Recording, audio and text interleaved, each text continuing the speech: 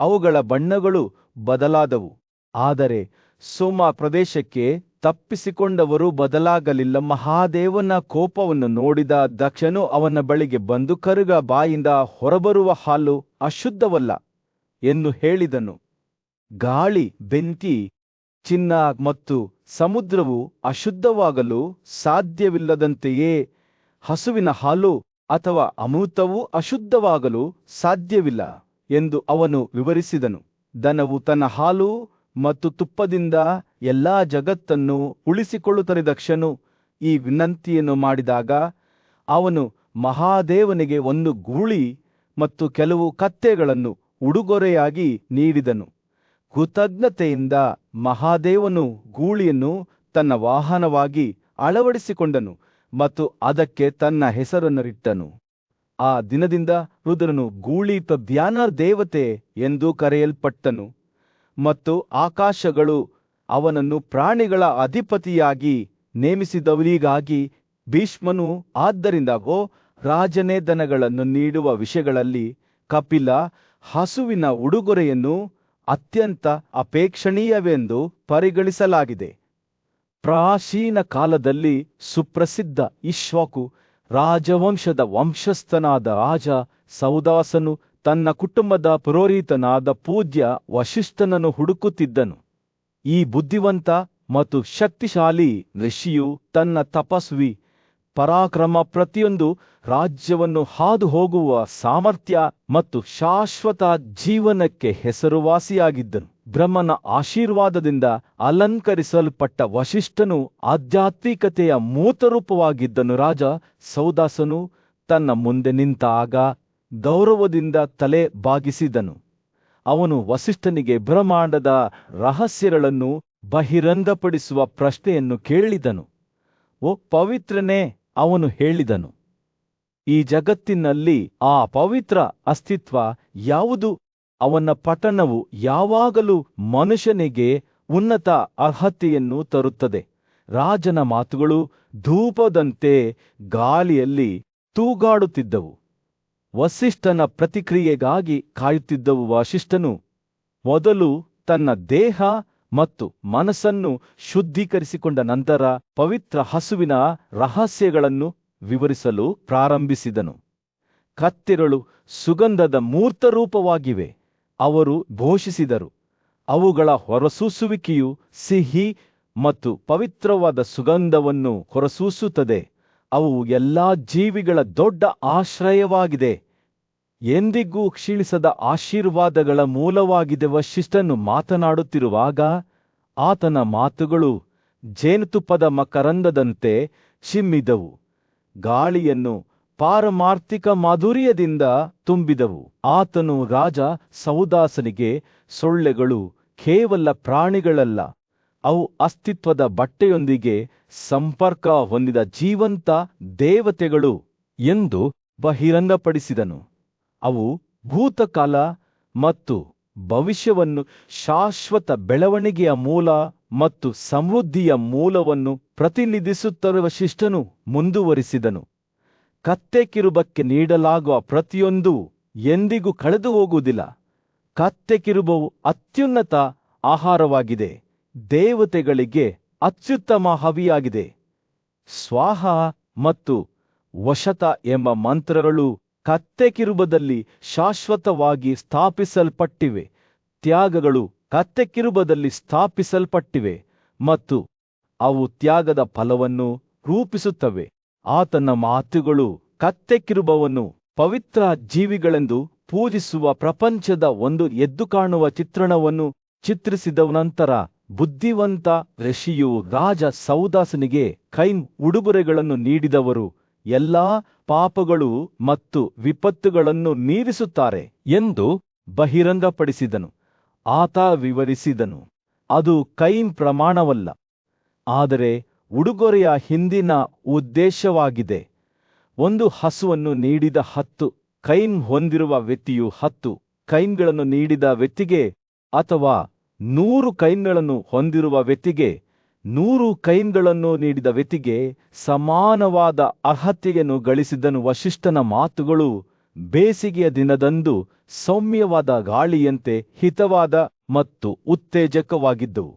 ಅವನು ರಾಜ ಸೌದಾಸನಿಗೆ ಎಲ್ಲಾ ಸಮಯದಲ್ಲೂ ಕೈನೆಗಳ ಹೆಸರುಗಳನ್ನು ಪಠಿಸಲು ಅವರ ಮುಂದೆ ಗೌರವದಿಂದ ತನ್ನ ತಲೆಯನ್ನು ಬಾಗಿಸಲು ಮತ್ತು ಅವರ ಮೂತ್ರ ಅಥವಾ ಸಗಣಿಯ ಬಗ್ಗೆ ಎಂದಿಗೂ ಅಸಮಾಧಾನಗೊಳ್ಳದಂತೆ ಸೂಚನೆ ನೀಡಿದನು.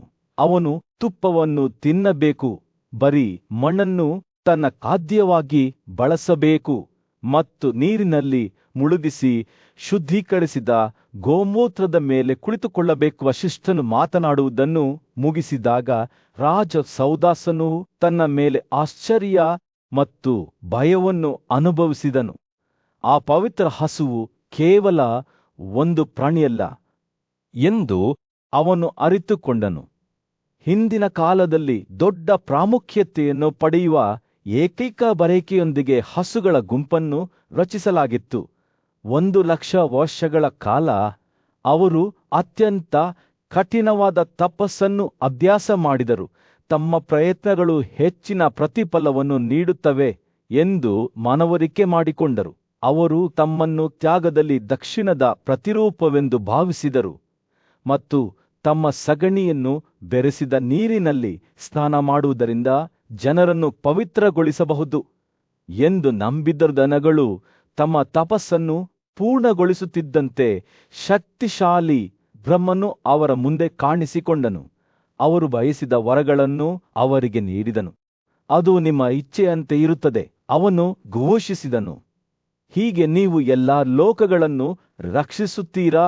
ಹಣ್ಣಿನ ಕಿರೀಟವನ್ನು ಧರಿಸಿದ ದನಗಳು ತಮ್ಮ ತಪಸ್ಸನ್ನು ತ್ಯಜಿಸಿ ಹಿಂದಿನ ಮತ್ತು ಭವಿಷ್ಯದ ತಾಯಿಯಾದವು. ಆ ದಿನದಿಂದ ಜನರು ತಮ್ಮ ಸಮೃದ್ಧಿಯನ್ನು ಖಾತ್ರಿಪಡಿಸಿಕೊಂಡು ಪ್ರತಿದಿನ ಬೆಳಿಗ್ಗೆ ನಾಯಿಮರಿಗಳಿಗೆ ಗೌರವದಿಂದ ತಲೆಬಾಗಬೇಕೆಂದು ನಿರೀಕ್ಷಿಸಲಾಗಿತ್ತು. ಇದರ ಪರಿಣಾಮವಾಗಿ ದನಗಳು ವಿಶ್ವದ ಆಶ್ರಯವಾಗಿ ಮಾರ್ಪಟ್ಟವು. ಅವುಗಳ ಪವಿತ್ರತೆ ಮತ್ತು ಎಲ್ಲಾ ಜೀವಿಗಳಲ್ಲಿ ಅಗ್ರಗಣ್ಯ ಸ್ಥಾನಮಾನಕ್ಕಾಗಿ ಪೂಜಿಸಲ್ಪಟ್ಟವು. ಅವರ ಆಶೀರ್ವಾದಗಳು ದೂರದವರೆಗೆ ವಿಸ್ತರಿಸಲ್ಪಟ್ಟವು. ಅಸ್ತಿತ್ವದ ಪ್ರತಿಯೊಂದು ಮೂಲೆಯನ್ನು ಮುಟ್ಟಿದವು. ಪ್ರಾಚೀನ ಸಂಪ್ರದಾಯಗಳಲ್ಲಿ ಕೆಲವು ರೀತಿಯ ಹಸುಗಳನ್ನು ನೀಡುವುದು ವಿವಿಧ ಕ್ಷೇತ್ರಗಳಲ್ಲಿ ದೊಡ್ಡ ಗೌರವಗಳಿಗೆ ಕಾರಣವಾಗಬಹುದು ಎಂದು ನಂಬಲಾಗಿತ್ತು. ತನ್ನನ್ನು ಹೋಲುವ ಸಾಕಷ್ಟು ಹಾಲು ನೀಡುವ ಕರು ಹೊಂದಿರುವ ಕಪಿಲ ಹಸು ಬ್ರಹ್ಮನ ಪ್ರದೇಶಕ್ಕೆ ನೀಡುವ ಪ್ರವೇಶವನ್ನು ನೀಡುತ್ತದೆ. ಇದೇ ರೀತಿಯ ಕರು ಹೊಂದಿರುವ ಕೆಂಪು ಬಣ್ಣದ ಹಸುವು ದುಷ್ಟ ಮತ್ತು ಉಡುಪಿನಿಂದ ಮುಕ್ತವಾಗಿದ್ದು ಸೂರ್ಯನ ಸಾಮ್ರಾಜ್ಯದಲ್ಲಿ ನೀಡುವವರಿಗೆ ದೊಡ್ಡ ಗೌರವಗಳನ್ನು ನೀಡುತ್ತದೆ. ವರಗಳ ಪಟ್ಟಿ ಮುಂದುವರಿಯಿತು. ವಿವಿಧ ವರ್ಣಗಳ ಹಸುಗಳು ಬಿಳಿ ಮೈ ಬಣ್ಣ, ಕಪ್ಪು ಮೈ ಬಣ್ಣ, ಹೊಗೆಯಂತಹ ಬಣ್ಣ, ಪೋನ್ನಂತಹ ಬಣ್ಣ, ಧೂಳಿನಿಂದ ಕೂಡಿದ ಬಣ್ಣ, ಚಿನ್ನದಂತಹ ಬಣ್ಣ, ಒಣಹುಲ್ಲಿನ ಹೊಗೆಯ ಬಣ್ಣ, ತೂಗು ಹಾಕಿದ ಮಾಂಸದೊಂದಿಗೆ ಕೊಬ್ಬು ಮತ್ತು ಗೌರಿ, ಸೋಮ, ಇಂದ್ರ, ಅಗ್ನಿ, ಯಮ, ವರುಣ, ವಾಯು, ಕುಬೇರ, ಪಿತೃಗಳು, ವಿಶ್ವದೇವರು, ವಾಸುಗಳು, ಸಾಧುಗಳು, ಮರುತರು, ಗಂಧರ್ವರು, ಅಪ್ಸರರು, ಪ್ರಜಾಪತಿ ಮತ್ತು ಸ್ವರ್ಗದ ಪ್ರದೇಶಗಳಲ್ಲಿ ಪ್ರತಿಯೊಂದು ಭರವಸೆ ನೀಡಿದ ಪ್ರತಿಫಲಗಳು. ಸಾಮಾನ್ಯವಾಗಿ ಕೈನ್ ಉಡುಗೊರೆಗಳನ್ನು ನೀಡುವ ವ್ಯಕ್ತಿಯು ಸ್ವರ್ಗದಲ್ಲಿ ವೈಭವದಿಂದ ಹೊಳೆಯುವ ಸೌರ ಪ್ರಕಾಶಮಾನವಾದ ಕಾರಿನ ಮೇಲೆ ಮೋಡಗಳ ಮೂಲಕ ಚುಚ್ಚುತ್ತಾನೆ ಎಂದು ಹೇಳಲಾಗುತ್ತದೆ. ಸುಂದರವಾದ ನಿಲುವಂಗಿಗಳು ಮತ್ತು ಆಭರಣಗಳಿಂದ ಅಲಂಕರಿಸಲ್ಪಟ್ಟ 1000 ಆಕಾಶದ ಹುಡುಗಿಯರು ಅವನನ್ನು ಸ್ವಾಗತಿಸುತ್ತಾರೆ. ಅವರು ಅವನನ್ನು ಕಾಯುತ್ತಾರೆ ಮತ್ತು ಅವನ ಸಂತೋಷಕ್ಕಾಗಿ ಸೇವೆ ಸಲ್ಲಿಸುತ್ತಾರೆ. ಅವನು ಮಲಗುವಾಗ ಅವರ ಸಂಗೀತದ ನಗು, ಅವರ ವಿನಗಳ ಸಿಹಿ ಟಿಪ್ಪಣಿಗಳು, ಅವರ ವಲ್ಲಾಕಿಗಳ ಮೃದುವಾದ ತಳಿಗಳು ಮತ್ತು ಅವರ ನುಪುರಗಳ ಸುಮಧುರ ಟಿಂಕಗಳಿಂದ ಅವನು ಎಚ್ಚರಗೊಳ್ಳುತ್ತಾನೆ. ಕೈನ್ ಉಡುಗೊರೆಗಳನ್ನು ನೀಡಿದ ಪುರುಷರು ತಾವು ನೀಡಿದ ಹಸುಗಳ ದೇಹಗಳ ಮೇಲೆ ಕೂದಲಿರುವಷ್ಟು ವರ್ಷಗಳ ಕಾಲ ಸ್ವರ್ಗದಲ್ಲಿ ವಾಸಿಸುತ್ತಿದ್ದರು. ತನ್ನ ಅರ್ಹತೆಯನ್ನು ಕಳೆದುಕೊಂಡ ನಂತರ ಅವನು ತನ್ನ ಹಿಂದಿನ ಜೀವನದ ಆಶೀರ್ವಾದಗಳನ್ನು ಹೊತ್ತುಕೊಂಡು ಮನುಷ್ಯರ ನಡುವೆ ಶ್ರೇಷ್ಠ ಕುಟುಂಬದಲ್ಲಿ ಜನಿಸುತ್ತಾನೆ. ಹೀಗಾಗಿ ಕೈನ್ ನೀಡುವ ಸಂಪ್ರದಾಯವು ಅಭಿವೃದ್ಧಿ ಹೊಂದುತ್ತಲೇ ಇತ್ತು. ಅದರ ಪವಿತ್ರ ತತ್ವಗಳನ್ನು ಗೌರವಿಸಿದವರಿಗೆ ಬಹುಮಾನ ನೀಡಿತು. ಪ್ರಾಚೀನ ಭಾರತದ ಪವಿತ್ರ ಸಂಪ್ರದಾಯಗಳಲ್ಲಿ ಪೂಜ್ಯ ಋಷಿಯಾದ ವಸಿಷ್ಠನು ಆಗಾಗ್ಗೆ ವಿನನ ಹಸುವಿನ ಸದ್ಗುಣಗಳನ್ನು ಸಾರಿಸುತ್ತಿದ್ದನು. ಆತ ದನಗಳು ತುಪ್ಪ ಮತ್ತು ಹಾಲನ್ನು ಉತ್ಪಾದಿಸುವವು ಅವುಗಳ ಸಾರವೇ ಎಂದು ಹೇಳುತ್ತಿದ್ದನು. ಅವು ತುಪ್ಪದ ನದಿಗಳು, ತುಪ್ಪದ ರೆಡ್ಡಿಗಳು ಮತ್ತು ಪೋಷಿಸುವ ಎಲ್ಲ ವಸ್ತುಗಳ ಮೂಲಗಳಾಗಿವೆ. ವಸಿಷ್ಠನಿಗೆ ತುಪ್ಪವು ಕೇವಲ ಒಂದು ಸರಕು ಮಾತ್ರವಲ್ಲ, ಜೀವನದ ಸಂಕೇತವೂ ಆಗಿತ್ತು. ಆತನು ದನದ ಬಗ್ಗೆ ಯೋಚಿಸಿದಾಗಲೆಲ್ಲ ಆತನ ಹೃದಯವು ಭಕ್ತಿಯಿಂದ ತುಂಬಿ ತುಡುಕುತ್ತಿತ್ತು. ಈ ಪವಿತ್ರ ಜೀವಿಗಳ ಆಶೀರ್ವಾದವನ್ನು ಪ್ರಾರ್ಥಿಸುತ್ತಾ ಆತ ತನ್ನನ್ನು ತಾನು ಶುದ್ಧೀಕರಿಸಿಕೊಳ್ಳಲು ಆಗಾಗ್ಗೆ ಮಂತ್ರಗಳನ್ನು ಪಠಿಸುತ್ತಿದ್ದನು. ಮಂಗಗಳು ಯಾವಾಗಲೂ ನನ್ನ ಮುಂದೆ ಇರುತ್ತವೆ ಮತ್ತು ಮಂಗಗಳು ಯಾವಾಗಲೂ ನನ್ನ ಹಿಂದೆ ಇರುತ್ತವೆ ಎಂದು ಹೇಳುತ್ತಿದ್ದನು. ಆತ ತನ್ನ ದೇಹದ ಪ್ರತಿಯೊಂದು ಅಂಗದಲ್ಲೂ ಅವುಗಳ ಉಪಸ್ಥಿತಿಯನ್ನು ಅನುಭವಿಸಿದನು ಮತ್ತು ತುಪ್ಪವು ಆತನ ಮನಸ್ಸಿನಲ್ಲಿಯೇ ನೆಲೆಸಿತ್ತು. ವಸಿಷ್ಠನಿಗೆ ಮಂಗಗಳ ಮೇಲಿನ ಪ್ರೀತಿಗೆ ಯಾವುದೇ ಮಿತಿಯಿರಲಿಲ್ಲ. ಆತ ಅವರ ನಡುವೆ ವಾಸಿಸುತ್ತಿದ್ದನು, ಅವರ ಸೌಮ್ಯವಾದ ನಮ್ರತೆಯಿಂದ ಸುತ್ತುವರಿದಿದ್ದನು. ಸೂರ್ಯನು ದಿಗಂತದ ಮೇಲೆ ಉದಯಿಸಿದಾಗ ವಸಿಷ್ಠನು ದೈನಂದಿನ ಉಲ್ಲಂಘನೆಗಳಿಂದ ತನ್ನನ್ನು ಶುದ್ಧೀಕರಿಸಿಕೊಳ್ಳಲು ಒಂದು ಆಚರಣೆಯನ್ನು ಮಾಡುತ್ತಾನೆ. ಈ ಸರಳ ಕ್ರಿಯೆಯು ಅತ್ಯಂತ ಘೋರವಾದ ಪಾಪಗಳನ್ನು ಸಹ ತೊಳೆದುಕೊಳ್ಳುತ್ತದೆ ಎಂದು ಅವನು ನಂಬಿದ್ದನು. ಆದ್ದರಿಂದ ಅವನು ಪ್ರತಿದಿನ ಬೆಳಿಗ್ಗೆ ಮತ್ತು ಸಂಜೆ ಈ ಪವಿತ್ರ ಮಂತ್ರಗಳನ್ನು ಗೌರವ ಮತ್ತು ಭಕ್ತಿಯಿಂದ ಪಠಿಸುತ್ತಾರೆ. ಲಿಂಗಕಾಮಿಗಳನ್ನು ಗೌರವಿಸುವವರಿಗೆ ಬಹುಮಾನಗಳು ಅಪರಿಮಿತವಾಗಿದ್ದವು. 1,000 ಸಲಿಂಗಕಾಮಿಗಳನ್ನು ನೀಡುವವರು ಗಂಧರ್ವರು ಮತ್ತು ಅಪ್ಸರರ ಪ್ರದೇಶಗಳಿಗೆ ಏರುತ್ತಾರೆ ಎಂದು ವಸಿಷ್ಠ ಘೋಷಿಸಿದರು. ಅಲ್ಲಿ ಚಿನ್ನದ ಅರಮನೆಗಳು ಪ್ರಕಾಶಮಾನವಾಗಿ ಹೊಳೆಯುತ್ತಿದ್ದವು ಮತ್ತು ಆಕಾಶದ ಗಂಗಾ ಸ್ಫಟಿಕದ ಸ್ಪಷ್ಟ ನೀರಿನಿಂದ ಹರಿಯುತ್ತಿತ್ತು. ಧರ್ಮಗ್ರಂಥದ ಆಚರಣೆಗಳ ಪ್ರಕಾರ 100,000 ಸಲಿಂಗಕಾಮಿಗಳನ್ನು ಉಡುಗೊರೆಯಾಗಿ ನೀಡಿದವರು ಈ ಜಗತ್ತಿನಲ್ಲಿ ಸಾಟಿಯಿಲ್ಲದ ಸಮೃದ್ಧಿಯನ್ನು ಮತ್ತು ಮುಂದಿನ ದಿನಗಳಲ್ಲಿ ದೊಡ್ಡ ಗೌರವಗಳನ್ನು ಪಡೆಯುತ್ತಾರೆ. ಬಹಳ ಹಿಂದೆಯೇ ನ್ಯಾಯಯುತ ಆಡಳಿತಗಾರನಾಗಿದ್ದ ರಾಜ ಸೌದಾಸನು ವಸಿಷ್ಠನ ಮಾತುಗಳಿಂದ ಗಾಢವಾಗಿ ಪ್ರಭಾವಿತನಾಗಿದ್ದನು. ಆತನಿಗೆ ಮಂಗಗಳು ಕೇವಲ ಜೀವಿಗಳಲ್ಲ, ಗೌರವಕ್ಕೆ ಯೋಗ್ಯವಾದ ಪವಿತ್ರ ಜೀವಿಗಳು ಎಂದು ಅರ್ಥವಾಯಿತು. ರಾಜನು ಬ್ರಾಹ್ಮಣರಿಗೆ ದೊಡ್ಡ ಪ್ರಮಾಣದ ಮಂಗಗಳನ್ನು ಉಡುಗೊರೆಯಾಗಿ ನೀಡಿದನು. ಹೀಗೆ ಮಾಡುವಾಗ ತನ್ನ ಇಂದ್ರಿಯಗಳನ್ನು ನಿಗ್ರಹಿಸಿದನು.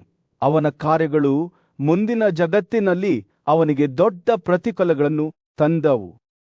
ಅಲ್ಲಿ ಅವನು ಸಂತೋಷದ ಅನೇಕ ಪ್ರದೇಶಗಳನ್ನು ಸಾಧಿಸಿದನು. ವಸಿಷ್ಠನಿಗೆ ಸಿನೆಮಾದ ಮೇಲಿನ ಪ್ರೀತಿ ಸಾಂಕ್ರಾಮಿಕವಾಗಿತ್ತು ಮತ್ತು ಅವರ ಮಾತುಗಳನ್ನು ಕೇಳುವವರು ಅದನ್ನು ಅನುಸರಿಸಲು ಪ್ರೇರೇಪಿತರಾದವು.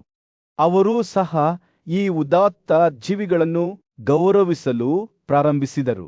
ಅವುಗಳ ಮೌಲ್ಯವನ್ನು ಕೇವಲ ಜೀವನೋಪಾಯದ ಮೂಲಗಳಾಗಿ ಮಾತ್ರವಲ್ಲದೆ ಬ್ರಹ್ಮಾಂಡದ ರಕ್ಷಕರಾಗಿಯೂ ಗುರುತಿಸಿದರು. ಆದ್ದರಿಂದ ಭಕ್ತಿ ಮತ್ತು ಗೌರವವು ಅತ್ಯುನ್ನತವಾದ ಜಗತ್ತಿನಲ್ಲಿ ಹಸುವು ಶುದ್ಧ ಮತ್ತು ಪವಿತ್ರವಾದ ಎಲ್ಲದರ ಸಾಕಾರ ರೂಪವಾಯಿತು. ಮಾತುಗಳು ಕೊನೆಗೊಳ್ಳುತ್ತಿದ್ದಂತೆ ಬುದ್ಧಿವಂತ ಹಿರಿಯನಾದ ಭೀಷ್ಮನು ತನ್ನ ತಲೆಯಾಡಿಸಿದನು. ಅವನು ಸಹ ಕತ್ತೆಗಳ ಗುಣಗಳ ಬಗ್ಗೆ ವಸಿಷ್ಠನ ಬೋಧನೆಗಳನ್ನು ಕೇಳಿದ್ದನು ಮತ್ತು ಜೀವನವನ್ನು ಪರಿವರ್ತಿಸುವ ಅವರ ಶಕ್ತಿಯನ್ನು ಅವನು ತಿಳಿದನು. ಆ ಉನ್ನತ ಆತ್ಮದ ಭೂಮಿಯನ್ನು ನೀಡುವ ಸೌದಾಸನು ವಸಿಷ್ಠನ ಮಾತುಗಳಿಂದ ನಿಜವಾಗಿಯೂ ಆಶೀರ್ವದಿಸಲ್ಪಟ್ಟಿದ್ದನು ಮತ್ತು ಅವನ ಕತ್ತೆಗಳ ಉಡುಗೊರೆಗಳು ಅವನಿಗೆ ದೇವರುಗಳಲ್ಲಿ ಸ್ಥಾನವನ್ನು ಗಳಿಸಿದ್ದವು. ಎಲ್ಲಾ ಜೀವಿಗಳ ಬಗ್ಗೆ ಗೌರವವಿದ್ದ ಈ ಜಗತ್ತಿನಲ್ಲಿ ಶಾಂತಿಯುತವಾದ ಬೆಳಗಿನ ಮಧ್ಯದಲ್ಲಿ ಬುದ್ಧಿವಂತ ಮತ್ತು ನ್ಯಾಯಯುತ ರಾಜ ಯುಧಿಷ್ಠಿರನು ತನ್ನ ಮೊಮ್ಮಗ ಭೀಷ್ಮನ ಬಳಿ ಅವನ ಮನಸ್ಸಿನಲ್ಲಿ ತೂಗಾಡುತ್ತಿದ್ದ ಒಂದು ಪ್ರಶ್ನೆಯೊಂದಿಗೆ ಬಂದನು. ಅಜ್ಜಿ, ಅವನು ಎಲ್ಲಕ್ಕಿಂತ ಪವಿತ್ರ ಮತ್ತು ಪೂಜ್ಯವಾದದ್ದು ಯಾವುದು? ಅತ್ಯುನ್ನತ ಪವಿತ್ರೀಕರಣದ ವಸ್ತು ಯಾವುದು ಎಂದು ಕೇಳಿದನು. ಭೀಷ್ಮನ ಕಣ್ಣುಗಳು ಬುದ್ಧಿವಂತಿಕೆಯಿಂದ ಮಿನುಗುತ್ತಿದ್ದವು.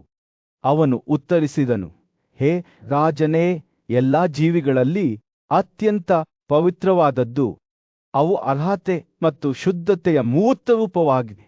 ಅವುಗಳ ಹಾಲು ಮತ್ತು ಅದರಿಂದ ಮಾಡಿದ ಪವಿತ್ರ ಅರ್ಪಣೆಗಳಿಂದಾಗಿ ಈ ಜಗತ್ತಿನಲ್ಲಿರುವ ಎಲ್ಲಾ ಜೀವಿಗಳನ್ನು ಸಾಕುತ್ತದೆ. ಯುಧಿಷ್ಠಿರನ ಕುತೂಹಲ ಕೆರಳಿತು ಮತ್ತು ಆತನು ಭೀಷ್ಮನನ್ನು ದನಗಳ ಮಹತ್ವವನ್ನು ವಿವರಿಸುವಂತೆ ಕೇಳಿದನು. ಹೇಳಿ ಅಜ್ಜಿ, ಆತ ಹೇಳಿದ ಮನ್ನಗಳನ್ನು ಏಕೆ ಅಷ್ಟೊಂದು ಗೌರವಿಸಲಾಗುತ್ತದೆ? ನಮ್ಮ ಜೀವನದಲ್ಲಿ ಅವುಗಳ ಪಾತ್ರವೇನು? ಭೀಷ್ಮನು ಮನುಷ್ಯರು ಮತ್ತು ಹಸುಗಳ ನಡುವಿನ ಪವಿತ್ರ ಬಂಧದ ಬಗ್ಗೆ ಮಾತನಾಡುವ ಒಂದು ಹಳೆಯ ಕಥೆಯನ್ನು ಹೆಣೆಯಲು ಪ್ರಾರಂಭಿಸಿದನು. ಬಹಳ ಹಿಂದೆಯೇ ಮಂಗಗಳು ಇನ್ನೂ ಕೊಂಬುರಹಿತವಾಗಿದ್ದಾಗ ಅವರು ಶಾಶ್ವತವಾದ ಬ್ರಹ್ಮವನ್ನು ಹುಡುಕಿದರು. ಅವರು ಅವರಿಗೆ ಕೊಂಬುಗಳನ್ನು ವರವಾಗಿ ನೀಡಿದರು. ಹೀಗೆ ತಮ್ಮ ಹೊಸ ಶಕ್ತಿಯಿಂದ ಅವು ಸೂರ್ಯನಂತೆ ಹೊಳೆಯುವ ಸೌಂದರ್ಯದಿಂದ ಹೊಳೆಯುತ್ತಿದ್ದವು. ವಿಶ್ವನು ಮಾತನಾಡುವುದನ್ನು ಮುಂದುವರೆಸಿದಾಗ ಅವನ ಮಾತುಗಳು ಮರ್ತ್ಯ ಪ್ರಪಂಚದ ಹೊರಗಿನ ಸಾಮ್ರಾಜ್ಯದರೆದ್ದು ಕಾಣುವ ಚಿತ್ರಗಳನ್ನು ಚಿತ್ರಿಸಿದವು.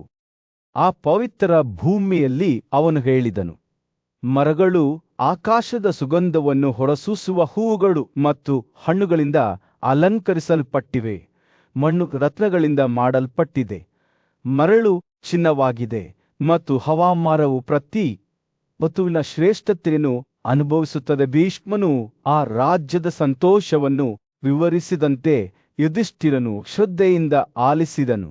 ಅಲ್ಲಿ ನೀತಿವಂತರು ಸಂತೋಷದಿಂದ ಆಡುತ್ತಿದ್ದರು, ತಮ್ಮ ಆಸೆಗಳ ಫಲವನ್ನು ಕಿರೀಟಧಾರಣೆ ಮಾಡಿದರು. ಭೀಷ್ಮನ ಪ್ರಕಾರ ಮಂಗಗಳನ್ನು ಬಿಟ್ಟುಕೊಡುವವರು ಅಂತಹ ಪ್ರದೇಶಗಳನ್ನು ತಲುಪುತ್ತಾರೆ. ಅಲ್ಲಿ ಕುಶಾಣ ಮತ್ತು ಮರುತರ ಆಳ್ವಿಕೆಯು ಸರ್ವೋಚ್ಚವಾಗಿರುತ್ತದೆ. ಸಂಭಾಷಣೆಯು ಮುಕ್ತಾಯಗೊಳ್ಳುತ್ತಿದ್ದಂತೆ ಯುಧಿಷ್ಠಿರನು ಈ ಪವಿತ್ರ ರಾಜ್ಯವನ್ನು ಹೇಗೆ ಸಾಧಿಸಬೇಕು ಎಂಬುದರ ಕುರಿತು ಮಾರ್ಗದರ್ಶನವನ್ನು ಕೇಳಿದನು. ಭೀಷ್ಮನು ಅವನಿಗೆ ಬುದ್ಧಿವಂತಿಕೆಯ ಮಾತುಗಳನ್ನು ನೀಡಿದನು. ಒಬ್ಬನು ದನಗಳನ್ನು ಗೌರವಿಸಬೇಕು, ಅವರನ್ನು ನಮ್ರತೆಯಿಂದ ಪೂಜಿಸಬೇಕು ಮತ್ತು ಎಂದಿಗೂ ಅವರಿಗೆ ಹಾನಿ ಮಾಡಬಾರದು. ಭಕ್ತಿಯಿಂದ ದನಗಳಿಗೆ ಸೇವೆ ಸಲ್ಲಿಸುವ ಮೂಲಕ ಅವರಿಂದ ಅಮೂಲ್ಯವಾದ ವರಗಳನ್ನು ಪಡೆಯಬಹುದು. ಆದ್ದರಿಂದ ಯುಧಿಷ್ಠಿರನು ಭೀಷ್ಮನ ಜ್ಞಾನದೊಂದಿಗೆ ತನ್ನ ಪ್ರಯಾಣವನ್ನು ಪ್ರಾರಂಭಿಸಿದನು. ಆತನು ಮಂಗಗಳ ಗೌರವಾರ್ಥವಾಗಿ ನಡೆಸಬಹುದಾದ ಪವಿತ್ರ ಆಚರಣೆಗಳ ಬಗ್ಗೆ ತಿಳಿದುಕೊಂಡನು. ಅವುಗಳ ಬಿಸಿ ಮೂತ್ರ ಮತ್ತು ಹಾಲನ್ನು ಕುಡಿಯುವುದು, 3 ದಿನಗಳ ಕಾಲ ತುಪ್ಪವನ್ನು ಸೇವಿಸುವುದು ಮತ್ತು ಪವಿತ್ರ ಅಗ್ನಿಗೆ ಅರ್ಪಣೆಗಳನ್ನು ಮಾಡುವುದು. ಈ ಬೋಧನೆಗಳ ಬಗ್ಗೆ ಯೋಚಿಸುವಾಗ ಆಧ್ಯಾತ್ಮಿಕ ಬೆಳವಣಿಗೆಯ ಹಾದಿಯು ದೂರದ ಕನಸಲ್ಲ, ಆದರೆ ತನ್ನ ವ್ಯಾಪ್ತಿಯೊಳಗಿರುವ ಒಂದು ಸ್ಪಷ್ಟವಾದ ವಾಸ್ತವವಾಗಿದೆ ಎಂದು ಯುಧಿಷ್ಠಿರನು ಅರಿತುಕೊಂಡನು. ಪ್ರತಿ ಹೆಜ್ಜೆ ಮುಂದುವರಿದಂತೆ ಅವನು ತನ್ನನ್ನು ತಾನು ಸಿರಿ ಕ್ಷೇತ್ರಕ್ಕೆ ಹತ್ತಿರವಾಗುತ್ತಿದ್ದನೆಂದು ಭಾವಿಸಿದನು. ಅಲ್ಲಿ ಸದಾಚಾರ ಮತ್ತು ಸಂತೋಷವು ಮೇಲುಗೈ ಸಾಧಿಸಿತು. ಭಾರತದ ಪವಿತ್ರ ಭೂಮಿಯಲ್ಲಿ ರಾಜ ಯುಧಿಷ್ಠಿರನು ತನ್ನ ಮೊಮ್ಮಗ ಭೀಷ್ಮನ ಬುದ್ಧಿವಂತಿಕೆಯನ್ನು ಬಯಸಿದನು. ಹಸುವಿನ ಸಗಣಿಯು ಸಮೃದ್ಧಿ ಮತ್ತು ಸೌಂದರ್ಯದ ದೇವತೆಯಾದ ಶ್ರೀ ದೇವಿಯೊಂದಿಗೆ ಆಳವಾದ ಸಂಬಂಧವನ್ನು ಹೊಂದಿದೆಂಬ ದಂತಕಥೆಯಿಂದ ರಾಜನ ಕುತೂಹಲವು ಕೆರಳಿಸಿತು. ಈ ಪ್ರಾಚೀನ ಕಥೆಯನ್ನು ಹಂಚಿಕೊಳ್ಳುವಂತೆ ಅವನು ಭೀಷ್ಮನನ್ನು ಕೇಳಿದನು. ಭೀಷ್ಮನು ತನ್ನ ಕಥೆಯನ್ನು ಪ್ರಾರಂಭಿಸಿದನು. ಪ್ರಾಚೀನ ಕಾಲದಲ್ಲಿ ಶ್ರೀಗಳ ಪ್ರಕಾಶಮಾನವಾದ ರೂಪವು ಗೂಬೆಗಳ ಹಿಂದಿನ ಮೇಲೆ ಇಳಿಯಿತು. ಆಕಳ ಸಾಟಿಯಿಲ್ಲದ ಸೌಂದರ್ಯದಿಂದ ಆಕಳುಗಳು ಮಂತ್ರಮುಗ್ಧರಾದವು. ಅವರು ಗೌರವದಿಂದ ಆಕೆಯ ಬಳಿಗೆ ಬಂದು, ಓ ದೇವಿಯೇ, ನೀನು ಯಾರು? ನಿನ್ನ ವೈಭವವು ಭೂಮಿಯ ಮೇಲೆ ಸಾಟಿಯಿಲ್ಲ. ನಿನ್ನ ಪ್ರಕಾಶದಿಂದ ನಾವು ಆಶ್ಚರ್ಯಚಕಿತರಾಗಿದ್ದೇವೆ. ದಯವಿಟ್ಟು ನೀನು ಯಾರೆಂದು ಮತ್ತು ನಿನ್ನನ್ನು ನಮ್ಮ ಉಪಸ್ಥಿತಿಗೆ ತರುವುದನ್ನು ನಮಗೆ ತಿಳಿಸು ಎಂದು ಕೇಳಿದರು. ಶ್ರೀ ತನ್ನನ್ನು ತನ್ನ ಪರೋಪಕಾರಕ್ಕೆ ಹೆಸರುವಾಸಿಯಾದ ಎಲ್ಲಾ ಜೀವಿಗಳ ಪ್ರಿಯಳು ಎಂದು ಬಹಿರಂಗಪಡಿಸಿದಳು. ಅವಳು ದೇವತೆಗಳಿಂದ ಹೇಗೆ ತ್ಯಜಿಸಲ್ಪಟ್ಟಳು ಎಂಬುದರ ಬಗ್ಗೆ ಅವಳು ಹೇಳಿದಳು. ಆದರೆ ದೇವತೆಗಳಾದ ಇಂದ್ರ, ವಿವಸ್ವತ್, ಸೋಮ, ವಿಷ್ಣು, ವರುಣ ಮತ್ತು ಅಗ್ನಿ ಅವರು ಈಗ ಅವಳ ಉಪಸ್ಥಿತಿಯಲ್ಲಿ ಸಂತೋಷಪಟ್ಟರು. ನಾನು ಒಳಗೆ ವಾಸಿಸುವವರಿಗೆ ನಾನು ಯಶಸ್ಸನ್ನು ತರುತ್ತೇನೆ ಎಂದು ಶ್ರೀ ಘೋಷಿಸಿದರು. ನನಗೆ ಆಶ್ರಯ ನೀಡದವರು ವಿನಾಶವನ್ನು ಎದುರಿಸುತ್ತಾರೆ. ಧರ್ಮ ಸಂಪತ್ತು ಮತ್ತು ಆನಂದಗಳು ನನ್ನ ಸತ್ವದಿಂದ ತುಂಬಿದಾಗ ಅವು ಕೇವಲ ಅಂತ್ಯದ ಸಾಧನಗಳಾಗಿವೆ. ಆದಾಗ್ಯೂ ದೇವಿಯ ಪ್ರಸ್ತಾಪವನ್ನು ಸ್ವೀಕರಿಸಲು ಮಂಗಗಳು ಹಿಂಜರಿಯುತ್ತಿದ್ದವು. ಅವರು ಆಕೆಯ ಚಂಚಲತೆಯ ಸ್ವಭಾವವನ್ನು ತೋರಿಸಿದರು ಮತ್ತು ಆಕೆಗೆ ಆಕೆಯ ಉಪಸ್ಥಿತಿಯ ಅಗತ್ಯವಿಲ್ಲ ಎಂದು ಹೇಳಿದರು, ಏಕೆಂದರೆ ಅವರು ಈಗಾಗಲೇ ಉತ್ತರ ರೂಪಗಳಿಂದ ಆಶೀರ್ವದಿಸಲ್ಪಟ್ಟಿದ್ದಾರೆ. ಅವರ ನಿರಾಕರಣೆಯಿಂದ ಶ್ರೀ ಆಶ್ಚರ್ಯಚಕಿತರಾದರು. ಆದರೆ ಆಕೆ ತನ್ನ ಮನವಿಯಲ್ಲಿ ಪಟ್ಟು ಹಿಡಿದಳನನ್ನು ತಿರಸ್ಕರಿಸುವುದು ನಿನಗೆ ನ್ಯಾಯವೇ? ಅವರು ಕೇಳಿದಳು, ನಾನು ಸಾಧಿಸುವುದು ಕಷ್ಟ, ಆದರೂ ನಾನು ನಿನ್ನ ಬಳಿಗೆ ಮುಕ್ತವಾಗಿ ಬರುತ್ತೇನೆ. ಈ ಗಾದೆ ನಿಜವೆಂದು ತೋರುತ್ತದೆ. ಒಬ್ಬನು ತನ್ನನ್ನು ತಾನು ಹುಡುಕಿಕೊಳ್ಳದೆ ಸಮರ್ಪಿಸಿಕೊಂಡಾಗ ಅವುಗಳನ್ನು ಆಗಾಗ್ಗೆ ಕಡೆಗಣಿಸಲಾಗುತ್ತದೆ. ದೇವತೆ ಮತ್ತು ರಾಕ್ಷಸರು ಸಹ ತನ್ನ ಅನುಗ್ರಹವನ್ನು ಪಡೆಯಲು ತೀವ್ರ ತಪಸ್ಸನ್ನು ಅನುಭವಿಸಬೇಕಾಯಿತು ಎಂದು ಅವರಿಗೆ ನೆನಪಿಸಿದಳು. ತಮ್ಮ ಮಾತುಗಳಲ್ಲಿ ಕರುಣೆ ಹೊಂದಿದ್ದರೂ ಶ್ರೀ ಅವರ ಪ್ರಸ್ತಾಪವನ್ನು ಸ್ವೀಕರಿಸದಿರುವ ತಮ್ಮ ನಿರ್ಧಾರದಲ್ಲಿ ಗಟ್ಟಿಯಾಗಿ ಉಳಿದರು. ಅವರು ನಮ್ರತೆಯಿಂದ ಆಕೆಗೆ ವಿದಾಯ ಹೇಳಿದರು. ಓ ದೇವಿ, ನಾವು ನಿನ್ನನ್ನು ಕಡೆಗಣಿಸುವುದಿಲ್ಲ. ನಮಗೆ ಕೇವಲ ನಿನ್ನ ಉಪಸ್ಥಿತಿಯ ಅಗತ್ಯವಿಲ್ಲ. ಈ ನಿರಾಕರಣೆಯು ಶ್ರೀಗೆ ನೋವುಂಟು ಮಾಡಿತ್ತು ಮತ್ತು ಅವಳು ಇಡೀ ಪ್ರಪಂಚದಿಂದ ತಿರಸ್ಕಾರಕ್ಕೊಳಗಾಗಬಹುದೆಂದು ಭಯಪಟ್ಟಳು. ಆದಾಗ್ಯೂ ಅವರ ಮಾತುಗಳಿಂದ ಪ್ರೇರಿತರಾದ ಶ್ರೀ ಅವರು ತಮ್ಮ ರಕ್ಷಣೆಯನ್ನು ಕೋರಿದರು. ಈ ಪರಿಸ್ಥಿತಿಯಿಂದ ತನ್ನನ್ನು ರಕ್ಷಿಸುವಂತೆ ಅವರನ್ನು ಬೇಡಿಕೊಂಡರು. ಅವರು ತಮ್ಮ ದೇಹದ ಯಾವುದೇ ಭಾಗದಲ್ಲಿ ವಾಸಿಸುವ ಭರವಸೆ ನೀಡಿದರು. ಅದು ಎಷ್ಟು ಅಸಹ್ಯಕರವೆಂದು ತೋರುತ್ತದೆ, ಆದರೂ ಅವರ ಗುದನಾಳವೂ ಸೇರಿದಂತೆ ತಮ್ಮ ದಯೆ ಮತ್ತು ಪರೋಪಕಾರಕ್ಕೆ ಹೆಸರುವಾಸಿಯಾದ ಕೈನ್ ಪರಸ್ಪರ ಸಮಾಲೋಚಿಸಿದರು. ಅಂತಿಮವಾಗಿ ಅವರು ಉತ್ತರಿಸಿದರು, ಓ ದೇವಿಯೇ, ಪವಿತ್ರ ಮತ್ತು ಮಂಗಳಕರವಾದ ನಮ್ಮ ಮೂತ್ರ ಮತ್ತು ಸಗಣಿಯಲ್ಲಿ ನಿನಗೆ ವಾಸಿಸಲು ಅವಕಾಶ ನೀಡುವ ಮೂಲಕ ನಾವು ನಿನ್ನನ್ನು ಗೌರವಿಸುತ್ತೇವೆ. ಶ್ರೀ ಅವರು ಮಂದನ ಆಶ್ರಯವನ್ನು ಕಂಡುಕೊಂಡಿದ್ದಾರೆಂದು ತಿಳಿದುಕೊಂಡು ತುಂಬಾ ಸಂತೋಷಪಟ್ಟಳು. ಆಕೆಯು ತಮ್ಮ ಮುಂದೆ ತನ್ನನ್ನು ತಾನು ಅದೃಶ್ಯಳಾಗಿ ದನಗಳೊಂದಿಗೆ ತನ್ನ ಒಪ್ಪಂದವನ್ನು ಮುಚ್ಚಿಕೊಂಡಳು. ಹೀಗಾಗಿ ಭೀಷ್ಮ, ಋಷಿಗಳು, ಗಂಧರ್ವರು ಮತ್ತು ಆಕಾಶ ಜೀವಿಗಳ ಗುಂಪಿನ ನಡುವೆ ಭೀಷ್ಮನು ಸಿನೆ ಮೇಲಿನ ಪೂಜ್ಯತೆಯ ಪವಿತ್ರ ಕಥೆಯನ್ನು ವಿವರಿಸಲು ಪ್ರಾರಂಭಿಸಿದನು. ಅವನು ಯುಧಿಷ್ಠಿರನನ್ನು ಉದ್ದೇಶಿಸಿ ಮಾತನಾಡುತ್ತಾ, ಸಿನೆನ ತುಪ್ಪವನ್ನು ಬಳಸಿ ಪವಿತ್ರ ಅಗ್ನಿಗೆ ಅರ್ಪಣೆ ಮಾಡುವವರನ್ನು ಎಲ್ಲಾ ರೀತಿಯ ಯಜ್ಞಗಳನ್ನು ಮಾಡುವವರು ಎಂದು ಪರಿಗಣಿಸಲಾಗುತ್ತದೆ ಎಂದು ಹೇಳಿದನು. ತುಪ್ಪವಿಲ್ಲದೆ ಯಾವುದೇ ಯಜ್ಞವು ಪೂರ್ಣಗೊಳ್ಳುವುದಿಲ್ಲ ಎಂದು ಭೀಷ್ಮನು ವಿವರಿಸಿದನು. ಯಜ್ಞದ ಸ್ವರೂಪವು ತುಪ್ಪದ ಮೇಲೆ ಅವಲಂಬಿತವಾಗಿರುತ್ತದೆ. ಆದ್ದರಿಂದ ಎಲ್ಲ ಯಜ್ಞಗಳ ಮೂಲವಾಗಿ ಕತ್ತೆ ಕಿರುಬವನ್ನು ಪರಿಗಣಿಸಲಾಗುತ್ತದೆ. ಎಲ್ಲರ ಉಡುಗೊರೆಗಳಲ್ಲಿ ಕತ್ತೆ ಕಿರುಬವನ್ನು ಅತ್ಯುನ್ನತವೆಂದು ಪರಿಗಣಿಸಲಾಗುತ್ತದೆ, ಏಕೆಂದರೆ ಅವು ಪವಿತ್ರ, ಶುದ್ಧೀಕರಿಸುವ ಮತ್ತು ಪವಿತ್ರಗೊಳಿಸುವ ಜೀವಿಗಳಾಗಿವೆ. ಭೀಷ್ಮನು ತನ್ನ ಕಥೆಯನ್ನು ಮುಂದುವರಿಸುತ್ತಿದ್ದಂತೆಯೇ ಅವನು ಅಜ್ಜಿಬ್ರಹ್ಮ ಮತ್ತು ಆಕಾಶಗಳ ಮುಖ್ಯಸ್ಥನಾದ ಇಂದ್ರನ ನಡುವಿನ ಪ್ರಾಚೀನ ನಿರೂಪಣೆಯ ಬಗ್ಗೆ ಮಾತನಾಡುತ್ತಿದ್ದನು. ದೈತ್ಯರನ್ನು ಸೋಲಿಸಿ 3 ಲೋಕಗಳ ಅಧಿಪತಿಯಾದ ನಂತರ ಎಲ್ಲಾ ಜೀವಿಗಳು ಏಳಿಗೆ ಹೊಂದಿದವು ಮತ್ತು ನಿಜವಾದ ಧರ್ಮಕ್ಕೆ ಅಂಟಿಕೊಂಡವು. ಋಷಿಗಳು, ಗಾಂಧರ್ವರು, ಕಿನ್ನರರು, ಉರಾಗರು, ರಾಕ್ಷಸರು, ದೇವತೆಗಳು, ಅಸುರರು, ರೆಕ್ಕೆಗಳುಳ್ಳ ಜೀವಿಗಳು ಮತ್ತು ಪ್ರಜಾಪತಿಗಳು ಸೇರಿದಂತೆ ಆಕಾಶ ಜೀವಿಗಳು ಬ್ರಹ್ಮನನ್ನು ಆರಾಧಿಸಲು ಒಟ್ಟುಗೂಡಿದ್ದವು. ಇಂದ್ರನು ಬಹಳ ಗೌರವದಿಂದ ಬ್ರಹ್ಮನನ್ನು ದೇವತೆಗಳಿಗಿಂತ ಗಂಡುಗಳು ಏಕೆ ಶ್ರೇಷ್ಠವೆಂದು ಕೇಳಿದನು. ಬ್ರಹ್ಮನು ಇಂದ್ರನು ಯಾವಾಗಲೂ ಗಂಡುಗಳನ್ನು ಕಡೆಗಣಿಸಿದ್ದನು. ಆದ್ದರಿಂದ ಅವರ ವೈಭವದ ಪ್ರಾಮುಖ್ಯತೆಯ ಬಗ್ಗೆ ತನಗೆ ತಿಳಿದಿರಲಿಲ್ಲ. ಎಂದು ಉತ್ತರಿಸಿದನು. ಗಂಡುಗಳು ತ್ಯಾಗದ ಅಂಗಗಳು ಮತ್ತು ಅದನ್ನು ಪ್ರತಿನಿಧಿಸುತ್ತವೆ ಎಂದು ವಿವರಿಸಿದನು. ಅವುಗಳಿಲ್ಲದೆ ಯಾವುದೇ ತ್ಯಾಗವನ್ನು ಮಾಡಲಾಗುವುದಿಲ್ಲ. ಬ್ರಾಹ್ಮಣನು ಮುಂದುವರಿಸಿದನು. ಕೈನಿಕನು ಕೈಲಾಸ ಪರ್ವತಗಳ ಎದೆಯ ಮೇಲೆ 11,000 ವರ್ಷಗಳ ಕಾಲ ತೀವ್ರ ತಪಸ್ಸನ್ನು ಅನುಭವಿಸಿದ ಸುರಭಿಯ ಸಂತತಿ ಎಂದು ಹೇಳಲಾಗುತ್ತದೆ.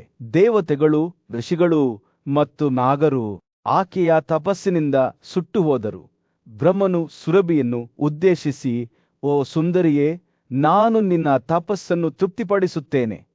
ಓ ದೇವಿಯೇ, ನೀನು ಬಯಸಿದ ವರವನ್ನು ಬೇಡಿಕೊಳ್ಳು. ತನಗೆ ವರಗಳ ಅಗತ್ಯವಿಲ್ಲ, ಬದಲಿಗೆ ಬ್ರಹ್ಮನನ್ನು ಸಂತೋಷಪಡಿಸಿದ್ದಕ್ಕೆ ಸಂತೋಷವಾಗಿದೆ ಎಂದು ಸುರಭಿ ಉತ್ತರಿಸಿದಳು. ಆತ ಆಕೆಗೆ ಅಮರತ್ವದ ವರವನ್ನು ಮತ್ತು 3 ಲೋಕಗಳಿಗಿಂತ ಮೇಲಿರುವ ಪ್ರದೇಶವನ್ನು ನೀಡಿದನು. ಇದನ್ನು ಗೋಲೋಕ ಎಂದು ಕರೆಯಲಾಗುತ್ತದೆ.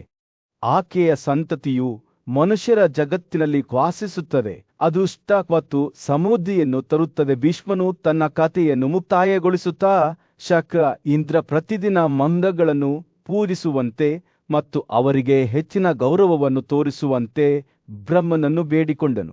ಹೀಗೆ ಆತ ಪ್ರತಿಯೊಂದು ಪಾಪದಿಂದ ಒಬ್ಬರನ್ನು ಶುದ್ಧೀಕರಿಸುವ ಸಾಮರ್ಥ್ಯವಿರುವ ಮನ್ನದ ಪವಿತ್ರ ಗುಣವನ್ನು ವಿವರಿಸಿದ್ದನು. ಸೂರ್ಯನು ರಾಜ್ಯದ ಮೇಲೆ ಮುಳುಗಿ ಗಲಭೆಯ ಬೀದಿಗಳಲ್ಲಿ ಬೆಚ್ಚಗಿನ ಕಿತ್ತಳೆ ಬಣ್ಣದ ಹೊಳಪನ್ನು ಬೀರಿದನು. ಬುದ್ಧಿವಂತ ಮತ್ತು ನ್ಯಾಯಯುತ ರಾಜನಾದ ಯುಧಿಷ್ಠಿರನು ತನ್ನ ಅಜ್ಜ ಭೀಷ್ಮನೊಂದಿಗೆ ಕುಳಿತು ನೀತಿಯ ಹಾದಿಯಲ್ಲಿ ಮಾರ್ಗದರ್ಶನವನ್ನು ಕೋರಿದ್ದನು. ಯುಧಿಷ್ಠಿರನು, ಅಜ್ಜಿ, ನೀವು ಕ್ರೈನ್ ಉಡುಗೊರೆಯ ಬಗ್ಗೆ ಮಾತನಾಡಿದ್ದೀರಿ. ಇದು ತಮ್ಮ ಕರ್ತವ್ಯಗಳನ್ನು ನಿರ್ವಹಿಸುವ ರಾಜರಲ್ಲಿ ಒಂದು ದೊಡ್ಡ ಅರ್ಹತೆ ಎಂದು ಪರಿಗಣಿಸಲಾಗಿದೆ. ಆದರೆ ನನಗೆ ಚಿನ್ನದ ಬಗ್ಗೆ ಕುತೂಹಲವಿದೆ. ಅದರ ಸಾರವೇನು? ಅದರ ಅಧಿದೇವತೆ ಯಾರು? ಮತ್ತು ಎಲ್ಲ ತ್ಯಾಗಗಳಲ್ಲಿ ಇದನ್ನು ಅತ್ಯುತ್ತಮ ದಕ್ಷಿಣ ಎಂದು ಏಕೆ ಪರಿಗಣಿಸಲಾಗುತ್ತದೆ? ಭೀಷ್ಮನು ಮುಗುಳ್ನಕ್ಕನು. ಅವನ ಕಣ್ಣುಗಳು ಬುದ್ಧಿವಂತಿಕೆಯಿಂದ ಮಿನುಗುತ್ತಿದ್ದವು. ಕೇಳು ರಾಜನೇ, ನಾನು ನಿನಗೆ ಚಿನ್ನದ ಮೂಲದ ಕಥೆಯನ್ನು ಹೇಳುತ್ತೇನೆ. ಗಂಗಾದ್ವಾರದಲ್ಲಿ ಭೀಷ್ಮನು ತನ್ನ ತಂದೆಯ ಶ್ರಾದ್ದವನ್ನು ಮಾಡಿದ ಇತರ ದಿನಗಳಂತೆಯೇ ಅದು ಒಂದು ದಿನವಾಗಿತ್ತು. ಅವನು ಕುಶಹುಲ್ಲಿನ ಬ್ಲೇಡ್ಗಳ ಮೇಲೆ ಪಕ್ಕವಾದ್ಯವನ್ನು ಅರ್ಪಿಸುವಾಗ ಅಂಗಡಗಳು ಮತ್ತು ಆಭರಣಗಳಿಂದ ಅಲಂಕರಿಸಲ್ಪಟ್ಟ ಒಂದು ತೋಳು ನೆಲದಿಂದ ಮೇಲೇರಿತು. ವಿಸ್ಮಯದಿಂದ ತುಂಬಿದ ಭೀಷ್ಮನು ಇದು ಪಿತೃಗಳಿಂದ ಬಂದ ಸಂಕೇತವೆಂದು ಅರಿತುಕೊಂಡು ಧರ್ಮಗ್ರಂಥದ ಆಜ್ಞೆಯನ್ನು ಅನುಸರಿಸುವಂತೆ ಅವನನ್ನು ಒತ್ತಾಯಿಸಿದನು. ನಾನು ವಿಧಿಗಳನ್ನು ಆಚರಿಸುತ್ತಿದ್ದಾಗಲೂ ನನ್ನ ಪೂರ್ವಜರು ನನಗೆ ಕನಸಿನಲ್ಲಿ ಕಾಣಿಸಿಕೊಂಡರು. ನೀನು ಧರ್ಮಗ್ರಂಥಗಳನ್ನು ಅನುಸರಿಸುವ ಮೂಲಕ ನಮ್ಮನ್ನು ಸಂತೋಷಪಡಿಸಿದ್ದಿ. ನಿನ್ನ ಕ್ರಿಯೆಗಳಿಂದ ನಾವು ನಮ್ಮ ಪಾಪಗಳಿಂದ ಶುದ್ಧ ಆಗಿದ್ದೇವೆ ಎಂದು ಹೇಳಿದ ಯುಧಿಷ್ಠಿರನು ಶ್ರದ್ಧೆಯಿಂದ ಆಲಿಸಿದನು. ಅವನ ಹೃದಯವು ಪ್ರಾಚೀನ ಸಂಪ್ರದಾಯಗಳ ಬಗ್ಗೆ ಗೌರವದಿಂದ ತುಂಬಿತ್ತು. ಅವನು ಭೀಷ್ಮನನ್ನು ಕಥೆಯನ್ನು ಮುಂದುವರಿಸಲು ಕೇಳಿಕೊಂಡನು. ಅಯ್ಯೋ ರಾಜನೇ, ಭೀಷ್ಮನು ಹೇಳಿದನು, ಇದು ಜಗದಗ್ನಿಯ ಮಗನಾದ ರಾಮನ ಕಥೆಯಾಗಿದೆ.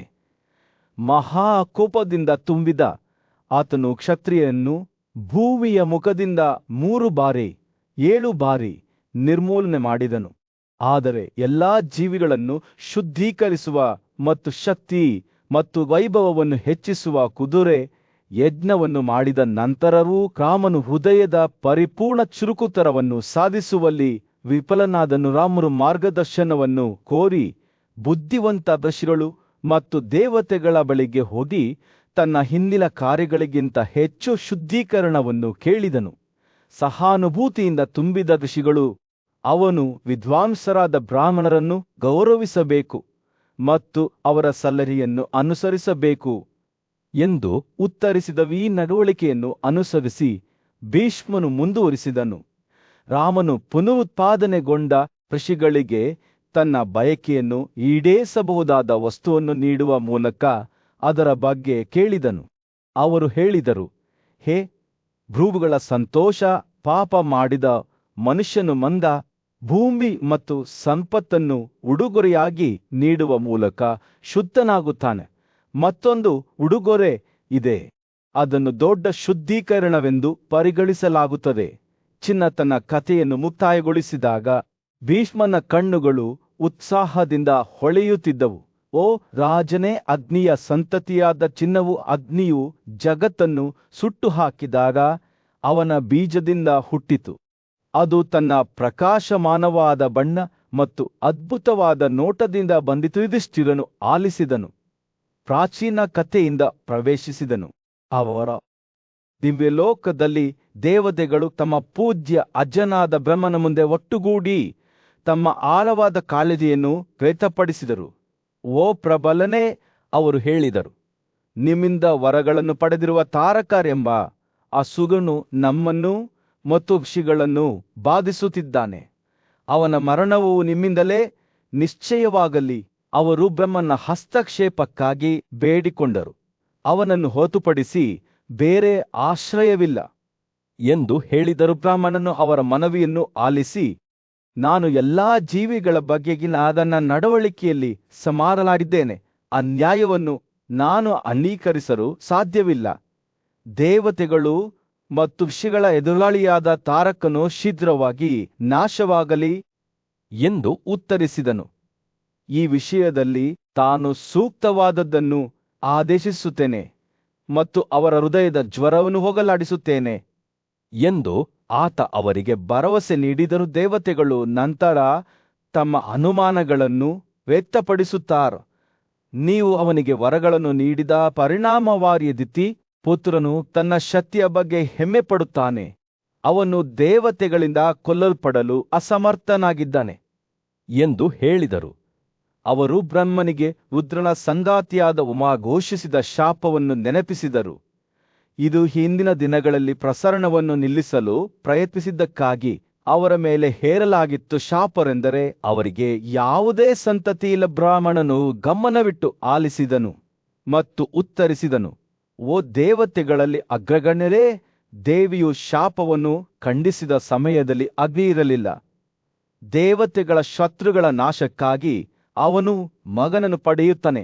ಅಗ್ನಿಯ ಮಗನು ತಾರಕ ಮತ್ತು ಇತರ ಎಲ್ಲಾ ದೇವರುಗಳ ಶತ್ರುಗಳನ್ನು ನಾಶ ಮಾಡುವ ಸಾಮರ್ಥ್ಯವನ್ನು ಹೊಂದಿದ್ದಾನೆ ಎಂದು ಅವನು ವಿವರಿಸಿದನು. ಬ್ರಹ್ಮನು ಈ ಯೋಜನೆಯನ್ನು ಕಾರ್ಯಸಾಧ್ಯವೆಂದು ಹೇಳಿದನು, ಏಕೆಂದರೆ ಹಿಂದಿನ ಕಾಲದಲ್ಲಿ ಅಗ್ನಿ ಎಂದು ಗುರುತಿಸಬಹುದಾದ ವಿಳಿ ಅಥವಾ ಬಯಕೆ ಹುಟ್ಟಿಕೊಂಡಿತು ಮತ್ತು ಇದು ಎಲ್ಲಾ ಜೀವಿಗಳಲ್ಲಿ ಅತ್ಯಂತ ಶಾಶ್ವತವಾಗಿದೆ. ಬ್ರಹ್ಮನ ಮಾತುಗಳಿಗೆ ದೇವತೆಗಳು ಆಶ್ರಿತರಾದರು ಮತ್ತು ತಾರಕವನ್ನು ನಾಶ ಮಾಡುವ ಶಕ್ತಿ ಹೊಂದಿದ್ದನೆಂದು ಹೇಳಲಾಗುವ ಅಗ್ನಿಯನ್ನು ಹುಡುಕಲು ಹೊರಟರು. ಅವರು 3 ಲೋಕಗಳ ಎಲ್ಲಾ ಭಾಗಗಳನ್ನು ಹುಡುಕಿದ್ದರು, ಆದರೆ ಅವನನ್ನು ಕಂಡುಹಿಡಿಯಲು ವಿಫಲರಾದರು. ನೀರಿನಲ್ಲಿ ವಾಸಿಸುವ ಒಂದು ಕಪ್ಪೆ ಮೇಲ್ಮೈಯಲ್ಲಿ ಕಾಣಿಸಿಕೊಂಡಿತು ಮತ್ತು ಅಗ್ನಿ ಅತ್ಯಂತ ತಗ್ಗು ಪ್ರದೇಶಗಳಲ್ಲಿ ವಾಸಿಸುತ್ತಿದ್ದಾನೆ ಎಂದು ಅವರಿಗೆ ತಿಳಿಸಿ ಅವರು ಉಳಿದುಕೊಂಡಿದ್ದ ನೀರಿನ ಸಮೂಹವನ್ನು ಸೃಷ್ಟಿಸಿದರು. ದೇವತೆಗಳು ಕಪ್ಪೆಗೆ ಅದರ ಸೇವೆಗಾಗಿ ಕೃತಜ್ಞತೆ ಸಲ್ಲಿಸಿದರು, ಆದರೆ ಶೀಘ್ರದಲ್ಲೇ ಅದು ಅಗ್ನಿಯ ಶಕ್ತಿಯಿಂದ ಸುಟ್ಟು ಹೋಗಿದೆ ಎಂದು ಅರಿತುಕೊಂಡರು. ಕಪ್ಪೆ ನೀರಿನಲ್ಲಿ ಧುಮುಕಿತು, ದೇವತೆಗಳನ್ನು ತಮ್ಮ ಹುಡುಕಾಟವನ್ನು ಮುಂದುವರಿಸಲು ಬಿಟ್ಟಿತು. ನಂತರ ಅವರು ಒಂದು ಆನೆಯನ್ನು ಎದುರಿಸಿದರು. ಅದು ಅಗ್ನಿ ಅಶ್ವತ್ಥ ಮರದಲ್ಲಿ ವಾಸಿಸುತ್ತಿದೆ ಎಂದು ಅವರಿಗೆ ತಿಳಿಸಿತು. ಆದಾಗ್ಯೂ ಅವರು ಅವನನ್ನು ಹುಡುಕಲು ಹೋದಾಗ ಅಗ್ನಿ ಎಲ್ಲಾ ಆನೆಗಳನ್ನು ಶಪಿಸಿದನು. ಅವರ ನಾಲಿಗೆಗಳು ಹಿಂದಕ್ಕೆ ಬಾಗುತ್ತವೆ ಎಂದು ಹೇಳಿದನು. ಆನೆಗಳ ದುರವಸ್ಥೆಯಿಂದ ದೇವತೆಗಳು ವಿಚಲಿತರಾದರು ಮತ್ತು ಅವರ ನಾಲಿಗೆಯು ಒಳಮುಖವಾಗಿ ಬಾಗಿರುವುದರಿಂದ ಅವರು ಇನ್ನೂ ಎಲ್ಲವನ್ನೂ ತಿನ್ನಲು ಮತ್ತು ಅಸ್ಪಷ್ಟವಾದ ಕೂಗುಗಳನ್ನು ಉಚ್ಚರಿಸಲು ಸಾಧ್ಯವಾಗುತ್ತದೆ ಎಂದು ಹೇಳಿ ಅವರನ್ನು ಆಶೀರ್ವದಿಸಿದರು. ನಂತರ ದೇವತೆಗಳು ಅಗ್ನಿಗಾಗಿ ತಮ್ಮ ಹುಡುಕಾಟವನ್ನು ಪುನರಾರಂಭಿಸಿದರು. ಆದರೆ ಸಾಮಿ ಮರದೊಳಗೆ ಗಿಳಿ ತನ್ನ ಹೊಸ ವಾಸಸ್ಥಾನವನ್ನು ಬಹಿರಂಗಪಡಿಸುವವರೆಗೆ ಅವನನ್ನು ಹುಡುಕಲು ವಿಫಲರಾದರು. ಪರದೆಯ ಮೇಲೆ ಕೋಪಗೊಂಡರು. ಯುಧಿಷ್ಠಿರನ ಸಮ್ಮುಖದಲ್ಲಿ ಭೀಷ್ಮನು ತಾರಕನ ಪತನದ ಕಥೆಯನ್ನು ವಿವರಿಸಲು ಪ್ರಾರಂಭಿಸಿದನು. ನಿನ್ನ ಘನತೆ, ಅವನು ಹೇಳಿದನು, ತಾರಕನ ಪರಾಕ್ರಮ ಮತ್ತು ಅಗ್ನಿಯ ಬೀಜವನ್ನು ತ್ಯಜಿಸಿದ ಗಂಗಾನದಿಯ ಕ್ರಿಯೆಗಳಿಂದಾಗಿ ದೇವರುಗಳು ಮತ್ತು ಋಷಿಗಳು ಬಹಳ ಸಂಕಟದಲ್ಲಿದ್ದರು. ಕೃತಿಕವ ಎಂದು ಕರೆಯಲ್ಪಡುವ ದಿವ್ಯ ಮಹಿಳೆಯರನ್ನು ಆ ಬೀಜದಿಂದ ಜನಿಸಿದ ಮಗುವನ್ನು ಪೋಷಿಸಲು ದೇವರುಗಳು ಕರೆದರು. ಅವರಲ್ಲಿ ಈ 6 ದೇವತೆಗಳು ಮಾತ್ರ ಅಗ್ನಿಯ ಬೀಜದಿಂದ ಉಂಟಾದ ಗರ್ಭಧಾರಣೆಯನ್ನು ಪೋಷಿಸುವ ಶಕ್ತಿಯನ್ನು ಹೊಂದಿದ್ದರು. ಆದಾಗ್ಯೂ ಅವರ ಗರ್ಭಗಳಲ್ಲಿ ಉನ್ನತ ಆತ್ಮದ ಕುಮಾರನು ಬೆಳೆದಂತೆ ಅವನ ತೀವ್ರವಾದ ಶಕ್ತಿಯು ಅವರ ದೇಹಗಳನ್ನು ಬಾಧಿಸಲು ಪ್ರಾರಂಭಿಸಿತು. ಅವರು ಸ್ವರ್ಗದಲ್ಲಿ ಅಥವಾ ಭೂಮಿಯ ಮೇಲೆ ಎಲ್ಲಿಯೂ ಶಾಂತಿಯನ್ನು ಕಂಡುಕೊಳ್ಳಲು ವಿಫಲರಾದರು. ಅಂತಿಮವಾಗಿ ಅವರು ಒಂದೇ ಸಮಯದಲ್ಲಿ ಮಗುವನ್ನು ಹೆತ್ತರು ಮತ್ತು 6 ವಿಭಿನ್ನ ಗರ್ಭಗಳಲ್ಲಿ ಹಿಡಿದಿದ್ದರೂ ಎಲ್ಲ ಭಾಗಗಳು ಒಂದೇ ಜೀವಿಯಾಗಿ ಒಗ್ಗೂಡಿದವು. ಭೂಮಿಯು ಚಿನ್ನದ ರಾಶಿಯಿಂದ ಮಗುವನ್ನು ಎತ್ತಿಕೊಂಡಿತು ಮತ್ತು ಅದು ಬೆಂಕಿಯ ಬೇವರಂತೆ ವೈಭವದಿಂದ ಹೊಳೆಯಿತು. ಕುತ್ತಿಕರು ತಮ್ಮ ಮಗನಾದ ಕಾರ್ತಿಕೇಯನನ್ನು ಬೆಳಗಿನ ಸೂರ್ಯನಂತೆ ಪ್ರಕಾಶಮಾನವಾಗಿ ನೋಡಿದರು. ಪ್ರೀತಿಯಿಂದ ತುಂಬಿದ ಅವರು ತಮ್ಮ ಸ್ತನಗಳ ಪೋಷಣೆಯಿಂದ ಅವನನ್ನು ಪೋಷಿಸಲು ಪ್ರಾರಂಭಿಸಿದರು. ಕೃತ್ತಿಕರಿಂದ ಹುಟ್ಟಿದ ಮತ್ತು ಅವರಿಂದ ಬೆಳೆಸಲ್ಪಟ್ಟ ಕಾರಣ ಅವನು 100 ಲೋಕಗಳಾದ್ಯಂತ ಕಾರ್ತಿಕೇಯ ಎಂದು ಹೆಸರಾದನು. ರುದ್ರನ ಬೀಜದಿಂದ ಹುಟ್ಟಿದ ಅವನನ್ನು ಸ್ಕಂದ ಎಂದು ಮತ್ತು ಕೊಂಬಿನ ಕಾಡಿನಲ್ಲಿ ಗುಪ್ತವಾಗಿ ಜನಿಸಿದ ಗುಹ ಎಂದು ಹೆಸರಿಸಲಾಯಿತು. ಕುಮಾರನು ಬೆಳೆದಂತೆ 33 ಸಂಖ್ಯೆಯ ದೇವರುಗಳು ತಮ್ಮ ಅಧಿದೇವತೆಗಳೊಂದಿಗೆ ಆತನನ್ನು ನೋಡಲು ಬಂದರು. ಋಷಿಗಳು ಸ್ತುತಿಯ ಸ್ತೋತ್ರಗಳನ್ನು ಉಚ್ಚರಿಸಿದರು ಮತ್ತು ಗಾಂಧರ್ವರು 6 ತಲೆಗಳನ್ನು 12 ಕಣ್ಣುಗಳನ್ನು ಹೊಂದಿದ್ದ ಮತ್ತು ಬ್ರಾಹ್ಮಣರಿಗೆ ಸಮರ್ಪಿತನಾಗಿದ್ದ ಕುಮಾರ ಎಂಬ ಮಗುವಿನ ಗೌರವಾರ್ಥ ಹಾಡಿದರು. ಆತನ ಭುಜಗಳು ಅಗಲವಾಗಿದ್ದವು, ಆತನಿಗೆ 12 ತೋಳುಗಳಿದ್ದವು ಮತ್ತು ಆತನ ವೈಭವವು ಬೆಂಕಿ ಮತ್ತು ಆದಿತ್ಯನ ವೈಭವವನ್ನು ಹೊರುತ್ತಿತ್ತು. ಋಷಿಗಳೊಂದಿಗಿನ ದೇವರುಗಳು ಅವನನ್ನು ನೋಡಿದಾಗ ಬಹಳ ಸಂತೋಷಪಟ್ಟರು. ಅವರು ತಾಕನನ್ನು ಈಗಾಗಲೇ ಕೊಲ್ಲಲ್ಪಟ್ಟಿದ್ದಾನೆಂದು ಭಾವಿಸಿದವು ಮತ್ತು ಅವನನ್ನು ರಂಜಿಸಲು ವಿವಿಧ ರೀತಿಯ ಆಟಿಕೆಗಳು ಮತ್ತು ವಸ್ತುಗಳನ್ನು ತರಲು ಪ್ರಾರಂಭಿಸಿದರು. ಅವನು ಮಗುವಿನಂತೆ ಆಡುತ್ತಿದ್ದಾಗ ಅವನಿಗೆ ವಿವಿಧ ಉಡುಗೊರೆಗಳನ್ನು ನೀಡಲಾಯಿತು. ಗರುಡನು ಅವನಿಗೆ ನವಿಲನ್ನು ಕೊಟ್ಟನು, ರಾಕ್ಷಸನು ಅವನಿಗೆ ಹಂದಿ ಮತ್ತು ಎಮ್ಮೆಯನ್ನು ಕೊಟ್ಟನು, ಅರುಳನು ಅವನಿಗೆ ಕೋಳಿ ಕೊಟ್ಟನು, ಚಂದ್ರಮಾಸ್ ಅವನಿಗೆ ಕುರಿ ಕೊಟ್ಟನು, ಆದಿತ್ಯನು ಅವನ ವೈಭವದ ಕಿರಣಗಳನ್ನು ಕೊಟ್ಟನು, ಸುರಭಿಯು ಅವನಿಗೆ 100 ಮತ್ತು 1000 ಕೈನ್ಗಳನ್ನು ಕೊಟ್ಟನು, ಅಗ್ನಿ ಅವನಿಗೆ ಮೇಕೆಯನ್ನು ಕೊಟ್ಟನು, ಇಲಾ ಅವನಿಗೆ ಹೂವುಗಳು ಮತ್ತು ಹಣ್ಣುಗಳನ್ನು ಕೊಟ್ಟನು, ಸುಧಾನ್ವನ್ ಅವನಿಗೆ ಸವಾರಿ ರಥವನ್ನು ಕೊಟ್ಟನು, ವರುಣನು ಅವನಿಗೆ ಸಮುದ್ರದ ಉತ್ಪನ್ನಗಳನ್ನು ಕೊಟ್ಟನು ಮತ್ತು ಇತರ ಆಕಾಶ ಜೀವಿಗಳು ಅವನಿಗೆ ಸಿಂಹಗಳು, ಹುಲಿಗಳು, ಪಕ್ಷಿಗಳು, ಛತ್ರಿಗಳು ಮತ್ತು ಇತರ ಅನೇಕ ಉಡುಗೊರೆಗಳನ್ನು ನೀಡಿದವು. ಆದಾಗ್ಯೂ ತಾರಕನು ಕುಮಾರನನ್ನು ವಿವಿಧ ವಿಧಾನಗಳಿಂದ ನಾಶ ಮಾಡಲು ಪ್ರಯತ್ನಿಸಿದನು, ಆದರೆ ವಿಫಲನಾದನು. ಅಗ್ನಿ ಪುತ್ರನ ದೇವರು ಬೆಳೆದು ದೊಡ್ಡ ಶಕ್ತಿ ಮತ್ತು ಸಾಮರ್ಥ್ಯವನ್ನು ಹೊಂದಿದ್ದನು.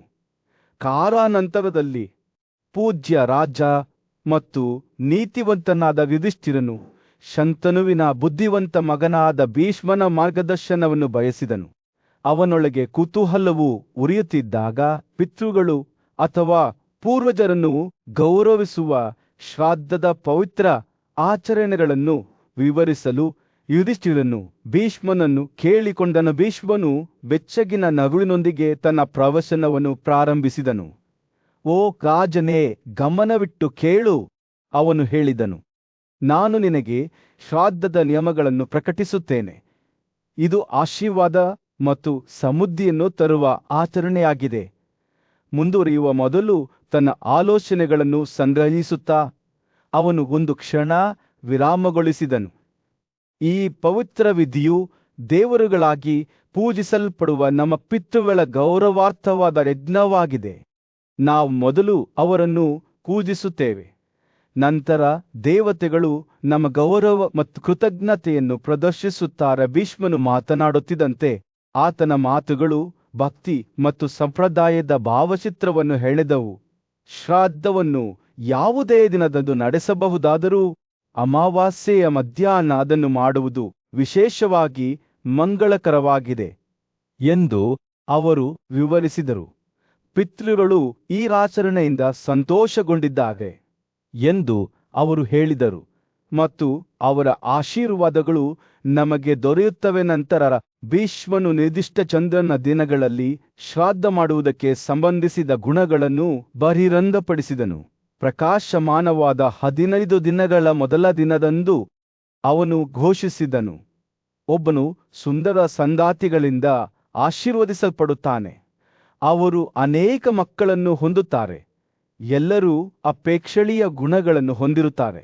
ಅವನು ನಂತರದ ದಿನಗಳಲ್ಲಿ ಶ್ರಾದ್ದ ಮಾಡುವುದರಿಂದಾಗುವ ಪ್ರಯೋಜನಗಳನ್ನು ವಿವರಿಸುವುದನ್ನು ಮುಂದುವರಿಸಿದನು. ಹೆಣ್ಣು ಮಕ್ಕಳು, ಕುದುರೆಗಳು, ಸಣ್ಣ ಪ್ರಾಣಿಗಳು, ಪುತ್ರರು, ದೊಡ್ಡ ವೈಭವ, ಖ್ಯಾತಿ, ವ್ಯಾಪಾರದಲ್ಲಿ ಸಂಪತ್ತು ಮತ್ತು ಇನ್ನೂ ಹೆಚ್ಚಿನದನ್ನು ಪಡೆಯುವುದು. ಯುಧಿಷ್ಠಿರನು ಶ್ರದ್ಧೆಯಿಂದ ಆಲಿಸುತ್ತಿದ್ದಂತೆ ಭೀಷ್ಮನ ಮಾತುಗಳು ಅವನ ಮನಸ್ಸಿನಲ್ಲಿ ಎದ್ದುಗಾಣುವ ಚಿತ್ರಣಗಳನ್ನು ಚಿತ್ರಿಸಿದವು.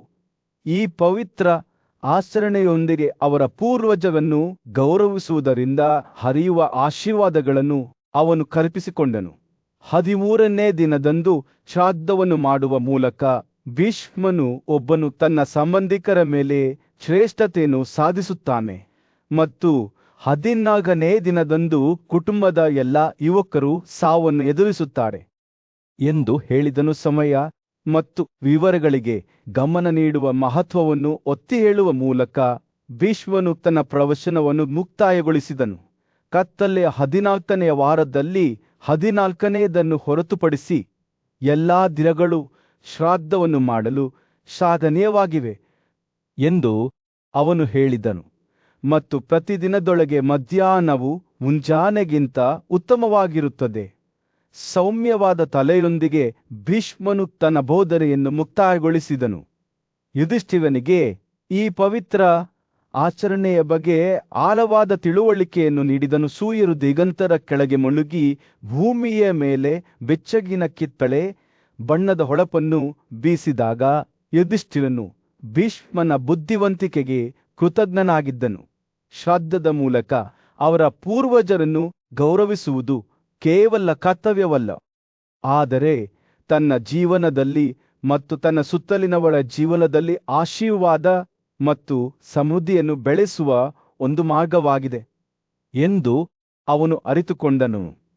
ಗಂಭೀರವಾದ ಮಾತುಕತೆಯ ನಡುವೆಯೇ ಹಿರಿಯ ಪಾಂಡವ ಸಹೋದರ ಯುಧಿಷ್ಠಿರನು ಪೂಜ್ಯ ಯೋಧ ಮತ್ತು ಋಷಿಯಾದ ಭೀಷ್ಮನನ್ನು ಆಳವಾದ ಪ್ರಶ್ನೆಯೊಂದನ್ನು ಕೇಳಿದನು. ಆ ವಸ್ತು ಯಾವುದು? ಅದು ನಮ್ಮ ಪೂರ್ವಜರಿಗೆ ಸಮರ್ಪಿಸಿದಾಗ ಅಕ್ಷಯವಾಗುತ್ತದೆ.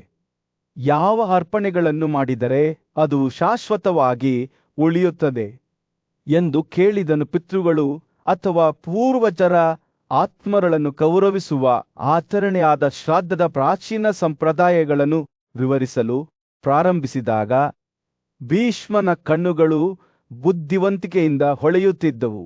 ಯುಧಿಷ್ಠಿರನೇ, ಶ್ರದ್ಧೆಯಿಂದ ತುಂಬಿದ ಅವನ ಧ್ವನಿಯನ್ನು ಎಚ್ಚರಿಕೆಯಿಂದ ಆಲಿಸಿ ಎಂದು ಅವರು ಹೇಳಿದನು. ಶ್ರಾದ್ದದ ಜಟಿಲತೆಗಳನ್ನು ಕರಗತ ಮಾಡಿಕೊಂಡವರಿಗೆ ನಿರ್ದಿಷ್ಟ ಅರ್ಪಣೆಗಳು ನಮ್ಮ ಪೂರ್ವಜರನ್ನು ವಿವಿಧ ಅವಧಿಗಳವರೆಗೆ ಉಳಿಸಿಕೊಳ್ಳಬಲ್ಲವು ಎಂದು ತಿಳಿದಿದೆ. ಭೀಷ್ಮನು ಮಾತನಾಡುತ್ತಿದ್ದಂತೆ ಆ ದೃಶ್ಯವು ನೆಮ್ಮದಿಯ ವಾತಾವರಣಕ್ಕೆ ಸ್ಥಳಾಂತರಗೊಂಡಿತು. ಅಲ್ಲಿ ಶ್ರಾದ್ದ ಸಮಾರಂಭದಲ್ಲಿ ಎಳ್ಳು ಮತ್ತು ಅಕ್ಕಿಯನ್ನು ಅರ್ಪಿಸಲಾಗುತ್ತಿತ್ತು. ಈ ವಿನಮ್ರ ಉಡುಗೊರೆಗಳಿಂದ ಸಂತೋಷಗೊಂಡ ಪಿತೃಗಳು ಇಡೀ ತಿಂಗಳು ತೃಪ್ತರಾಗಿದ್ದರು. ಎಳ್ಳಿನ ಬೀಜಗಳನ್ನು ಹೇರಳವಾಗಿ ಬಳಸಿದಾಗ ಶ್ರಾದ್ದವು ಅಕ್ಷಯವಾಗುತ್ತದೆ ಎಂದು ಮಹಾನ್ವಷಿ ಮನು ಭೀಷ್ಮ ಮುಂದುವರಿಸಿದರು. ಪ್ರತಿ ಹೊಸ ಅರ್ಪಣೆಯೊಂದಿಗೆ ಪಿತೃಗಳ ತೃಪ್ತಿಯ ಅವಧಿಯು ಹೆಚ್ಚಾಯಿತು. 2 ತಿಂಗಳುಗಳ ಮೀನು, 3 ತಿಂಗಳುಗಳ ಮಾಂಸ ಮತ್ತು 4 ತಿಂಗಳುಗಳ ಮೊಲದ ಮಾಂಸ, ಮೇಕೆ ಅಥವಾ ಬೇಕನ್ ಮಾಂಸವು ಅವುಗಳನ್ನು 5 ರಿಂದ 6 ತಿಂಗಳುಗಳವರೆಗೆ ಉಳಿಸಿಕೊಳ್ಳಬಲ್ಲದು. ಆದರೆ ಕೆಲವು ಜಿಂಕೆ ಪ್ರಭೇದಗಳ ಜಿಂಕೆಗೆ 8 ರಿಂದ 9 ತಿಂಗಳುಗಳ ತೃಪ್ತಿಯನ್ನು ನೀಡಲಾಗುತ್ತದೆ. ತುಪ್ಪದೊಂದಿಗೆ ಬೆಳೆಸಿದ ಗೋಮಾಂಸವು ಇಡೀ ವರ್ಷ ಉಳಿಯುತ್ತದೆ ಎಂದು ಹೇಳಲಾಗುತ್ತದೆ. ಭೀಷ್ಮನ ಕಥೆಯು ತೆರೆದುಕೊಳ್ಳುತ್ತಿದ್ದಂತೆ ಗಮನವು ಹೆಚ್ಚು ವಿಲಕ್ಷಣ ಅರ್ಪಣೆಗಳಿಗೆ ಬದಲಾಯಿತು. 12 ವರ್ಷಗಳ ಕಾಲ ಪಿತೃಗಳನ್ನು ಪೋಷಿಸಬಲ್ಲ ವಜ್ರಿನಾಸನ ಮಾಂಸ ಮತ್ತು ನಿರ್ದಿಷ್ಟ ಚಂದ್ರನ ದಿನಗಳಲ್ಲಿ ಪ್ರಸ್ತುತಪಡಿಸಿದಾಗ ಖಡ್ಗಮೃಗದ ಮಾಂಸವು ಅಕ್ಷಯವಾಯಿತು. ಕಲಸಕ ಎಂದು ಕರೆಯಲ್ಪಡುವ ಪೋತಗು ಮತ್ತು ಕಾಂಚನ ಹೂವಿನ ದಳಗಳು ಸಹ ಈ ಪವಿತ್ರ ಶಕ್ತಿಯನ್ನು ಹೊಂದಿದ್ದವು. ಆಳವಾದ ಗೌರವದ ಕ್ಷಣದಲ್ಲಿ ಭೀಷ್ಮನು ಪಿತೃಗಳಿಂದ ಬಂದ ಪದ್ಯಗಳನ್ನು ಹಂಚಿಕೊಂಡನು. ಅದನ್ನು ಮಹಾನ್ ಬುದ್ಧಿವಂತಿಕೆಯ ವಿಷಯಾದ ಸನತ್ಕುಮಾರನು ಅವನಿಗೆ ತಿಳಿಸಿದನು. ಈ ಪ್ರಾಚೀನ ಸ್ತೋತ್ರಗಳು ಒಬ್ಬರ ಪೂರ್ವಜರನ್ನು ಗೌರವಿಸುವ ನಿರ್ದಿಷ್ಟ ಆಚರಣೆಗಳನ್ನು ವಿವರಿಸುತ್ತವೆ.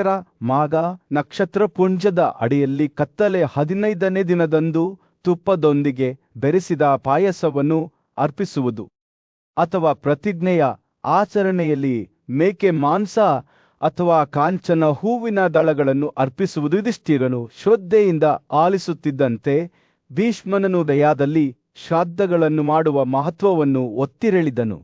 ಅಲ್ಲಿ ಪವಿತ್ರ ಬನಿಯನ್ ಮರವು ನಿಂತಿತ್ತು. ಅದರ ಕೊಂಬೆಗಳ ಕೆಳಗೆ ಮಾಡಿದ ಎಲ್ಲ ಅರ್ಪಣೆಗಳನ್ನು ಅಕ್ಷಯವಾಗಿಸುತ್ತದೆ ಎಂದು ಹೇಳಿದರು. ಸ್ವಲ್ಪ ಪ್ರಮಾಣದ ನೀರು, ಬೇರುಗಳು, ಹಣ್ಣುಗಳು, ಮಾಂಸ ಮತ್ತು ಅಕ್ಕಿ, ಜೇನುತುಪ್ಪವನ್ನು ಬೆರೆಸಿ ಪೂರ್ವಜರ ನಿಧನದ ವಾರ್ಷಿಕೋತ್ಸವದಂದು ಅರ್ಪಿಸಿದಾಗ ಅದು ಶಾಶ್ವತವಾದ ಉಡುಗೊರೆಯಾಗಬಹುದು. ಈ ಪವಿತ್ರ ವಿನಿಮಯದಲ್ಲಿ ಯುಧಿಷ್ಠಿರನು ಭೀಷ್ಮನು ಹಂಚಿಕೊಂಡ ಬುದ್ಧಿವಂತಿಕೆಯನ್ನು ಹೀರಿಕೊಂಡನು. ಅವನ ಹೃದಯವು ಪಿತೃಗಳಿಗೆ ಭಕ್ತಿಯಿಂದ ತುಂಬಿತು. ಸಂಭಾಷಣೆಯು ಮುಕ್ತಾಯಗೊಳ್ಳುತ್ತಿದ್ದಂತೆ ಪೂಜ್ಯ ಭೀಷ್ಮನು ಯುಧಿಷ್ಠಿರನ ಮುಂದೆ ಕುಳಿತಿದ್ದನು.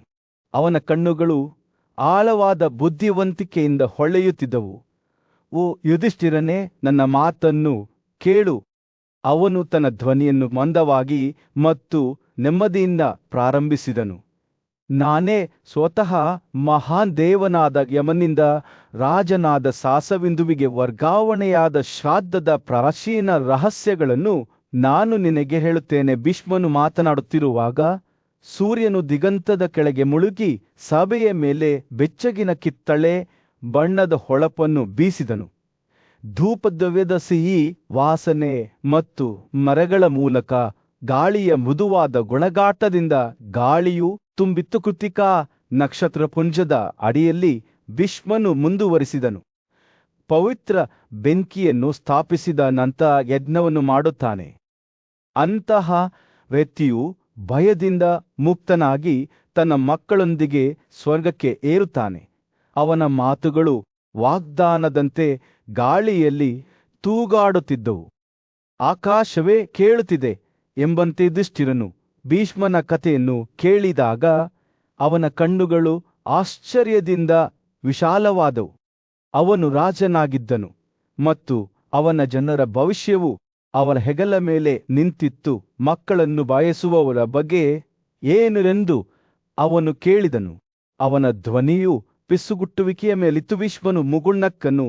ಅವನ ಕಣ್ಣುಗಳು ಪ್ರಾಚೀನ ಜ್ಞಾನದಿಂದ ಮಿನುಗುತ್ತಿದ್ದವು. ರೋಹಿಣಿಯ ಅಡಿಯಲ್ಲಿ ಶ್ರಾದ್ದವನ್ನು ಮಾಡಿ ಅವನು ಹೇಳಿದನು, ಆಗ ನೀವು ಅನೇಕ ಸಂತತಿಗಳಿಂದ ಆಶೀರ್ವದಿಸಲ್ಪಡುತ್ತೀರಿ. ಮೃಗಶಿರರ ಅಡಿಯಲ್ಲಿ ನೀವು ಯಾವುದೇ ಸವಾಲನ್ನು ಜಯಿಸುವ ಶಕ್ತಿ ಮತ್ತು ಚೈತನ್ಯವನ್ನು ಕಂಡುಕೊಳ್ಳುತ್ತೀರಿ. ಭೀಷ್ಮನು ಮಾತನಾಡುತ್ತಿದ್ದಂತೆಯೇ ರಾತ್ರಿಯ ಆಕಾಶದಲ್ಲಿ ನಕ್ಷತ್ರಗಳು ಹೊಳೆಯಲು ಪ್ರಾರಂಭಿಸಿದವು. ವೆಲ್ವೆಟ್ ವಿಶಾಲದಲ್ಲಿ ಚದುರಿದ ವಜ್ರಗಳಂತೆ ನಕ್ಷತ್ರ ಪುಂಜಗಳು ಜೀವಂತವಾಗಿ ಕಾಣುತ್ತಿದ್ದವು. ಅವರು ತಮ್ಮ ಪ್ರಯಾಣದಲ್ಲಿ ಕೇಳುಗರಿಗೆ ಮಾರ್ಗದರ್ಶನ ನೀಡುತ್ತಿದ್ದಾರೆಂದು ತೋರುತ್ತದೆ. ವೈಭವಕ್ಕಾಗಿ ಉತ್ಸುಕನಾಗಿದ್ದ ಯುವ ರಾಜಕುಮಾರನು ಅರ್ಧುರನ ಅಧೀನದಲ್ಲಿದ್ದ ಶ್ರಾದ್ದದ ಬಗ್ಗೆ ಕೇಳಿದನು. ಅದನ್ನು ನಿರ್ವಹಿಸುವ ಮೂಲಕ ಭೀಷ್ಮನ ಧ್ವನಿಯು ಭಯದ ಸುಳಿವನ್ನು ಪಡೆದುಕೊಳ್ಳುತ್ತಾ ಒಬ್ಬ ಮನುಷ್ಯನು ಉಗ್ರ ಕೃತ್ಯಗಳನ್ನು ಮಾಡುವವನಾಗುತ್ತಾನೆ ಎಂದು ಉತ್ತರಿಸಿದನು.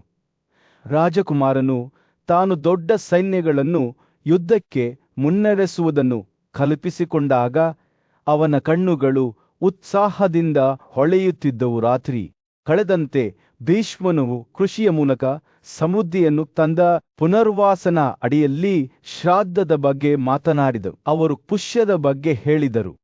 ಅಲ್ಲಿ ಬೆಳವಣಿಗೆ ಮತ್ತು ಪ್ರಗತಿಯನ್ನು ಖಾತ್ರಿಪಡಿಸಲಾಯಿತು ಮತ್ತು ಅಶ್ಲೇಷನ ಅಡಿಯಲ್ಲಿ ಈ ವಿಧಿಯನ್ನು ನಿರ್ವಹಿಸುವವರಿಗೆ ವಿರೋಚಿತ ಮಕ್ಕಳು ಜನಿಸಿದರು. ಭೀಷ್ಮನ ಮಾತುಗಳಿಂದ ಹೆಣೆಯಲಾದ ಸಾಧ್ಯತೆಗಳ ವಿಶಾಲವಾದ ಚಿತ್ರಣವನ್ನು ಅರ್ಥಮಾಡಿಕೊಳ್ಳಲು ಪ್ರಯತ್ನಿಸಿದಾಗ ಕೇಳುಗರ ಮನಸ್ಸುಗಳು ಅಲುಗಾಡುತ್ತಿದ್ದವು. ಅವರು ಅದರ ಅಡಿಯಲ್ಲಿ ಶ್ರಾದ್ದದ ಬಗ್ಗೆ ಮಾತನಾಡುವಾಗ ಅವರು ಶ್ರದ್ಧೆಯಿಂದ ಆಲಿಸಿದರು. ಇದು ಸಂಬಂಧಿಕರಲ್ಲಿ ಪ್ರಾಮುಖ್ಯತೆಯನ್ನು ತಂದಿತು ಮತ್ತು ಫಲ್ಗುಣಿಗಳ ಅಡಿಯಲ್ಲಿ ಅದೃಷ್ಟವನ್ನು ಖಾತ್ರಿಪಡಿಸಲಾಯಿತು. ರಾತ್ರಿ ಕಳೆದಂತೆ ನಕ್ಷತ್ರಗಳು ಆಕಾಶದಲ್ಲಿ ತಮ್ಮ ಉತ್ತುಂಗವನ್ನು ತಲುಪಿದವು. ಯುಧಿಷ್ಠಿರನು ಭೀಷ್ಮನು ಹಂಚಿಕೊಂಡ ಪ್ರಾಚೀನ ಜ್ಞಾನಕ್ಕಾಗಿ ಕೃತಜ್ಞತೆಯಿಂದ ತನ್ನ ಹೃದಯವನ್ನು ಉಬ್ಬಿಸಿದನು ಮತ್ತು ಸಂಪತ್ತು ಮತ್ತು ಯಶಸ್ಸನ್ನು ಬಯಸುವವರ ಬಗ್ಗೆ ಏನು ಎಂದು ಆಶೆಯಿಂದ ತುಂಬಿದ ಅವನ ಧ್ವನಿಯಲ್ಲಿ ಕೇಳಿದನು. ಶ್ರೀಗಳ ಬಗ್ಗೆ ಮಾತನಾಡುವಾಗ ಭೀಷ್ಮನ ಕಣ್ಣುಗಳು ಹೊಳೆಯುತ್ತಿದ್ದವು. ದೊಡ್ಡ ಶ್ರಾದ್ದ ಆಚರಣೆಯ ಮಧ್ಯೆ ರಾಜ ಯುಧಿಷ್ಠಿರನು ತನ್ನ ಪೂಜ್ಯ ಮೊಮ್ಮಗ ಭೀಷ್ಮನ ಬಳಿಗೆ ಒಂದು ಪ್ರಶ್ನೆಯೊಂದಿಗೆ ಹೋದನು. ಅಜ್ಜಿ, ಅವನು ಕೇಳಿದನು, ಈ ಪವಿತ್ರ ಸಮಾರಂಭಗಳಲ್ಲಿ ನಾವು ಯಾರಿಗೆ ಉಡುಗೊರೆಗಳನ್ನು ನೀಡಬೇಕು? ಅವನು ವಿವರಿಸಲು ಪ್ರಾರಂಭಿಸಿದಾಗ ಭೀಷ್ಮನ ಕಣ್ಣುಗಳು ಹೊಳೆಯುತ್ತಿದ್ದವು. ಅಯ್ಯೋ ನನ್ನ ಪ್ರಿಯ ರಾಜನೇ, ಭೀಷ್ಮನು ಹೇಳಿದನು. ಶ್ರಾದ್ದದಲ್ಲಿ ಉಡುಗೊರೆಗಳನ್ನು ನೀಡುವ ವಿಷಯಕ್ಕೆ ಬಂದಾಗ ಉಡುಗೊರೆ ನೀಡುವ ಮೊದಲು ಬ್ರಾಹ್ಮಣರ ಯೋಗ್ಯತೆಗಳನ್ನು ಎಂದಿಗೂ ಪರಿಶೀಲಿಸಬಾರದು. ದೇವತೆಗಳು ಮತ್ತು ಪಿತೃಗಳನ್ನು ಪೂಜಿಸುವುದಕ್ಕೆ ಸಂಬಂಧಿಸಿದ ಎಲ್ಲಾ ಕಾರ್ಯಗಳಲ್ಲಿ ಒಂದು ಪರೀಕ್ಷೆ ಸೂಕ್ತವಾಗಿದೆ. ಆದರೆ ಬ್ರಾಹ್ಮಣರಿಗೆ ನೀಡುವಾಗ ನಾವು ಭಕ್ತಿಯಿಂದ ಅವರನ್ನು ಸಂಪರ್ಕಿಸಬೇಕು ಮತ್ತು ಅವರ ಯೋಗ್ಯತೆಯನ್ನು ಪರೀಕ್ಷಿಸದೆ ನೀಡಬೇಕು. ಭೀಷ್ಮನ ಮಾತುಗಳು ಬುದ್ಧಿವಂತಿಕೆಯಿಂದ ಕೂಡಿದ್ದವು. ಆದಾಗ್ಯೂ ಶ್ರಾದ್ದದಲ್ಲಿ ಆಚರಣೆಯಲ್ಲಿ ಸಹಾಯ ಮಾಡಲು ಬ್ರಾಹ್ಮಣರನ್ನು ಬಳಸಿಕೊಳ್ಳಬೇಕು. ಈ ಪರೀಕ್ಷೆಯು ಅವ ಜನನ ನಡವಳಿಕೆ, ವಯಸ್ಸು, ನೋಟ, ಕಲಿಕೆ ಮತ್ತು ಪೋಷಕರ ಉದಾತ್ತತೆಯನ್ನು ಪರಿಗಣಿಸಬೇಕು. ಬ್ರಾಹ್ಮಣರಲ್ಲಿ ಕೆಲವರು ರೇಖೆಯನ್ನು ಕಲುಷಿತಗೊಳಿಸುತ್ತಾರೆ ಮತ್ತು ಇತರರು ಅದನ್ನು ಪವಿತ್ರಗೊಳಿಸುತ್ತಾರೆ. ಶ್ರಾದ್ದದಲ್ಲಿ ಉಡುಗೊರೆಗಳನ್ನು ಸ್ವೀಕರಿಸಲು ಅನರ್ಹರಾದವರನ್ನು ಪಟ್ಟಿ ಮಾಡುವಾಗ ಭೀಷ್ಮನ ಕಣ್ಣುಗಳು ಮಸುಕಾದಂತೆ ಕಾಣುತ್ತಿದ್ದವು. ವಂಚನೆಯಿಂದ ತುಂಬಿದವನು ಅಥವಾ ಭ್ರೂಣ ಹತ್ಯೆಯ ಅಪರಾಧಿ ಅಥವಾ ಸೇವೆಯ ಅಸ್ವಸ್ಥತೆ ಅಥವಾ ಪ್ರಾಣಿಗಳನ್ನು ಇಟ್ಟುಕೊಳ್ಳುವವನು ಅಥವಾ ವೈದಿಕ ಅಧ್ಯಯನದಿಂದ ನಿರ್ಗತಿಕನಾದವನು ಅಥವಾ ಹಳ್ಳಿಯ ಸಾಮಾನ್ಯ ಸೇವಕ ಅಥವಾ ಸಾಲದ ಬಡ್ಡಿಯ ಮೇಲೆ ವಾಸಿಸುವವನು ಅಥವಾ ಸೋಮ ಅಥವಾ ಹಸ್ತಸಾಮುದ್ರಿಕವನ್ನು ಮಾರಾಟ ಮಾಡುವವನು ಅಥವಾ ರಾಜನ ಉದ್ಯೋಗದಲ್ಲಿರುವವನು ಅಥವಾ ತೈಲ ಮಾರಾಟಗಾರ ಅಥವಾ ಮೋಸಗಾರ ಮತ್ತು ಸುಳ್ಳು ಪ್ರತಿಜ್ಞೆ ಮಾಡುವವನು ಬ್ರಾಹ್ಮಣರಲ್ಲಿ ಈ ದುಷ್ಟರು ಈ ಸಾಲಿನಿಂದ ಹೊರಗಿಡಲು ಅರ್ಹರಾಗಿದ್ದಾರೆ. ಅಂತಹ ಅನರ್ಹ ವ್ಯಕ್ತಿಗಳಿಗೆ ಉಡುಗೊರೆಗಳನ್ನು ನೀಡುವ ಪರಿಣಾಮಗಳನ್ನು ಭೀಷ್ಮನು ವಿವರಿಸಿದಾಗ ಯುಧಿಷ್ಠಿರನು ಶ್ರದ್ಧೆಯಿಂದ ಆಲಿಸಿದನು.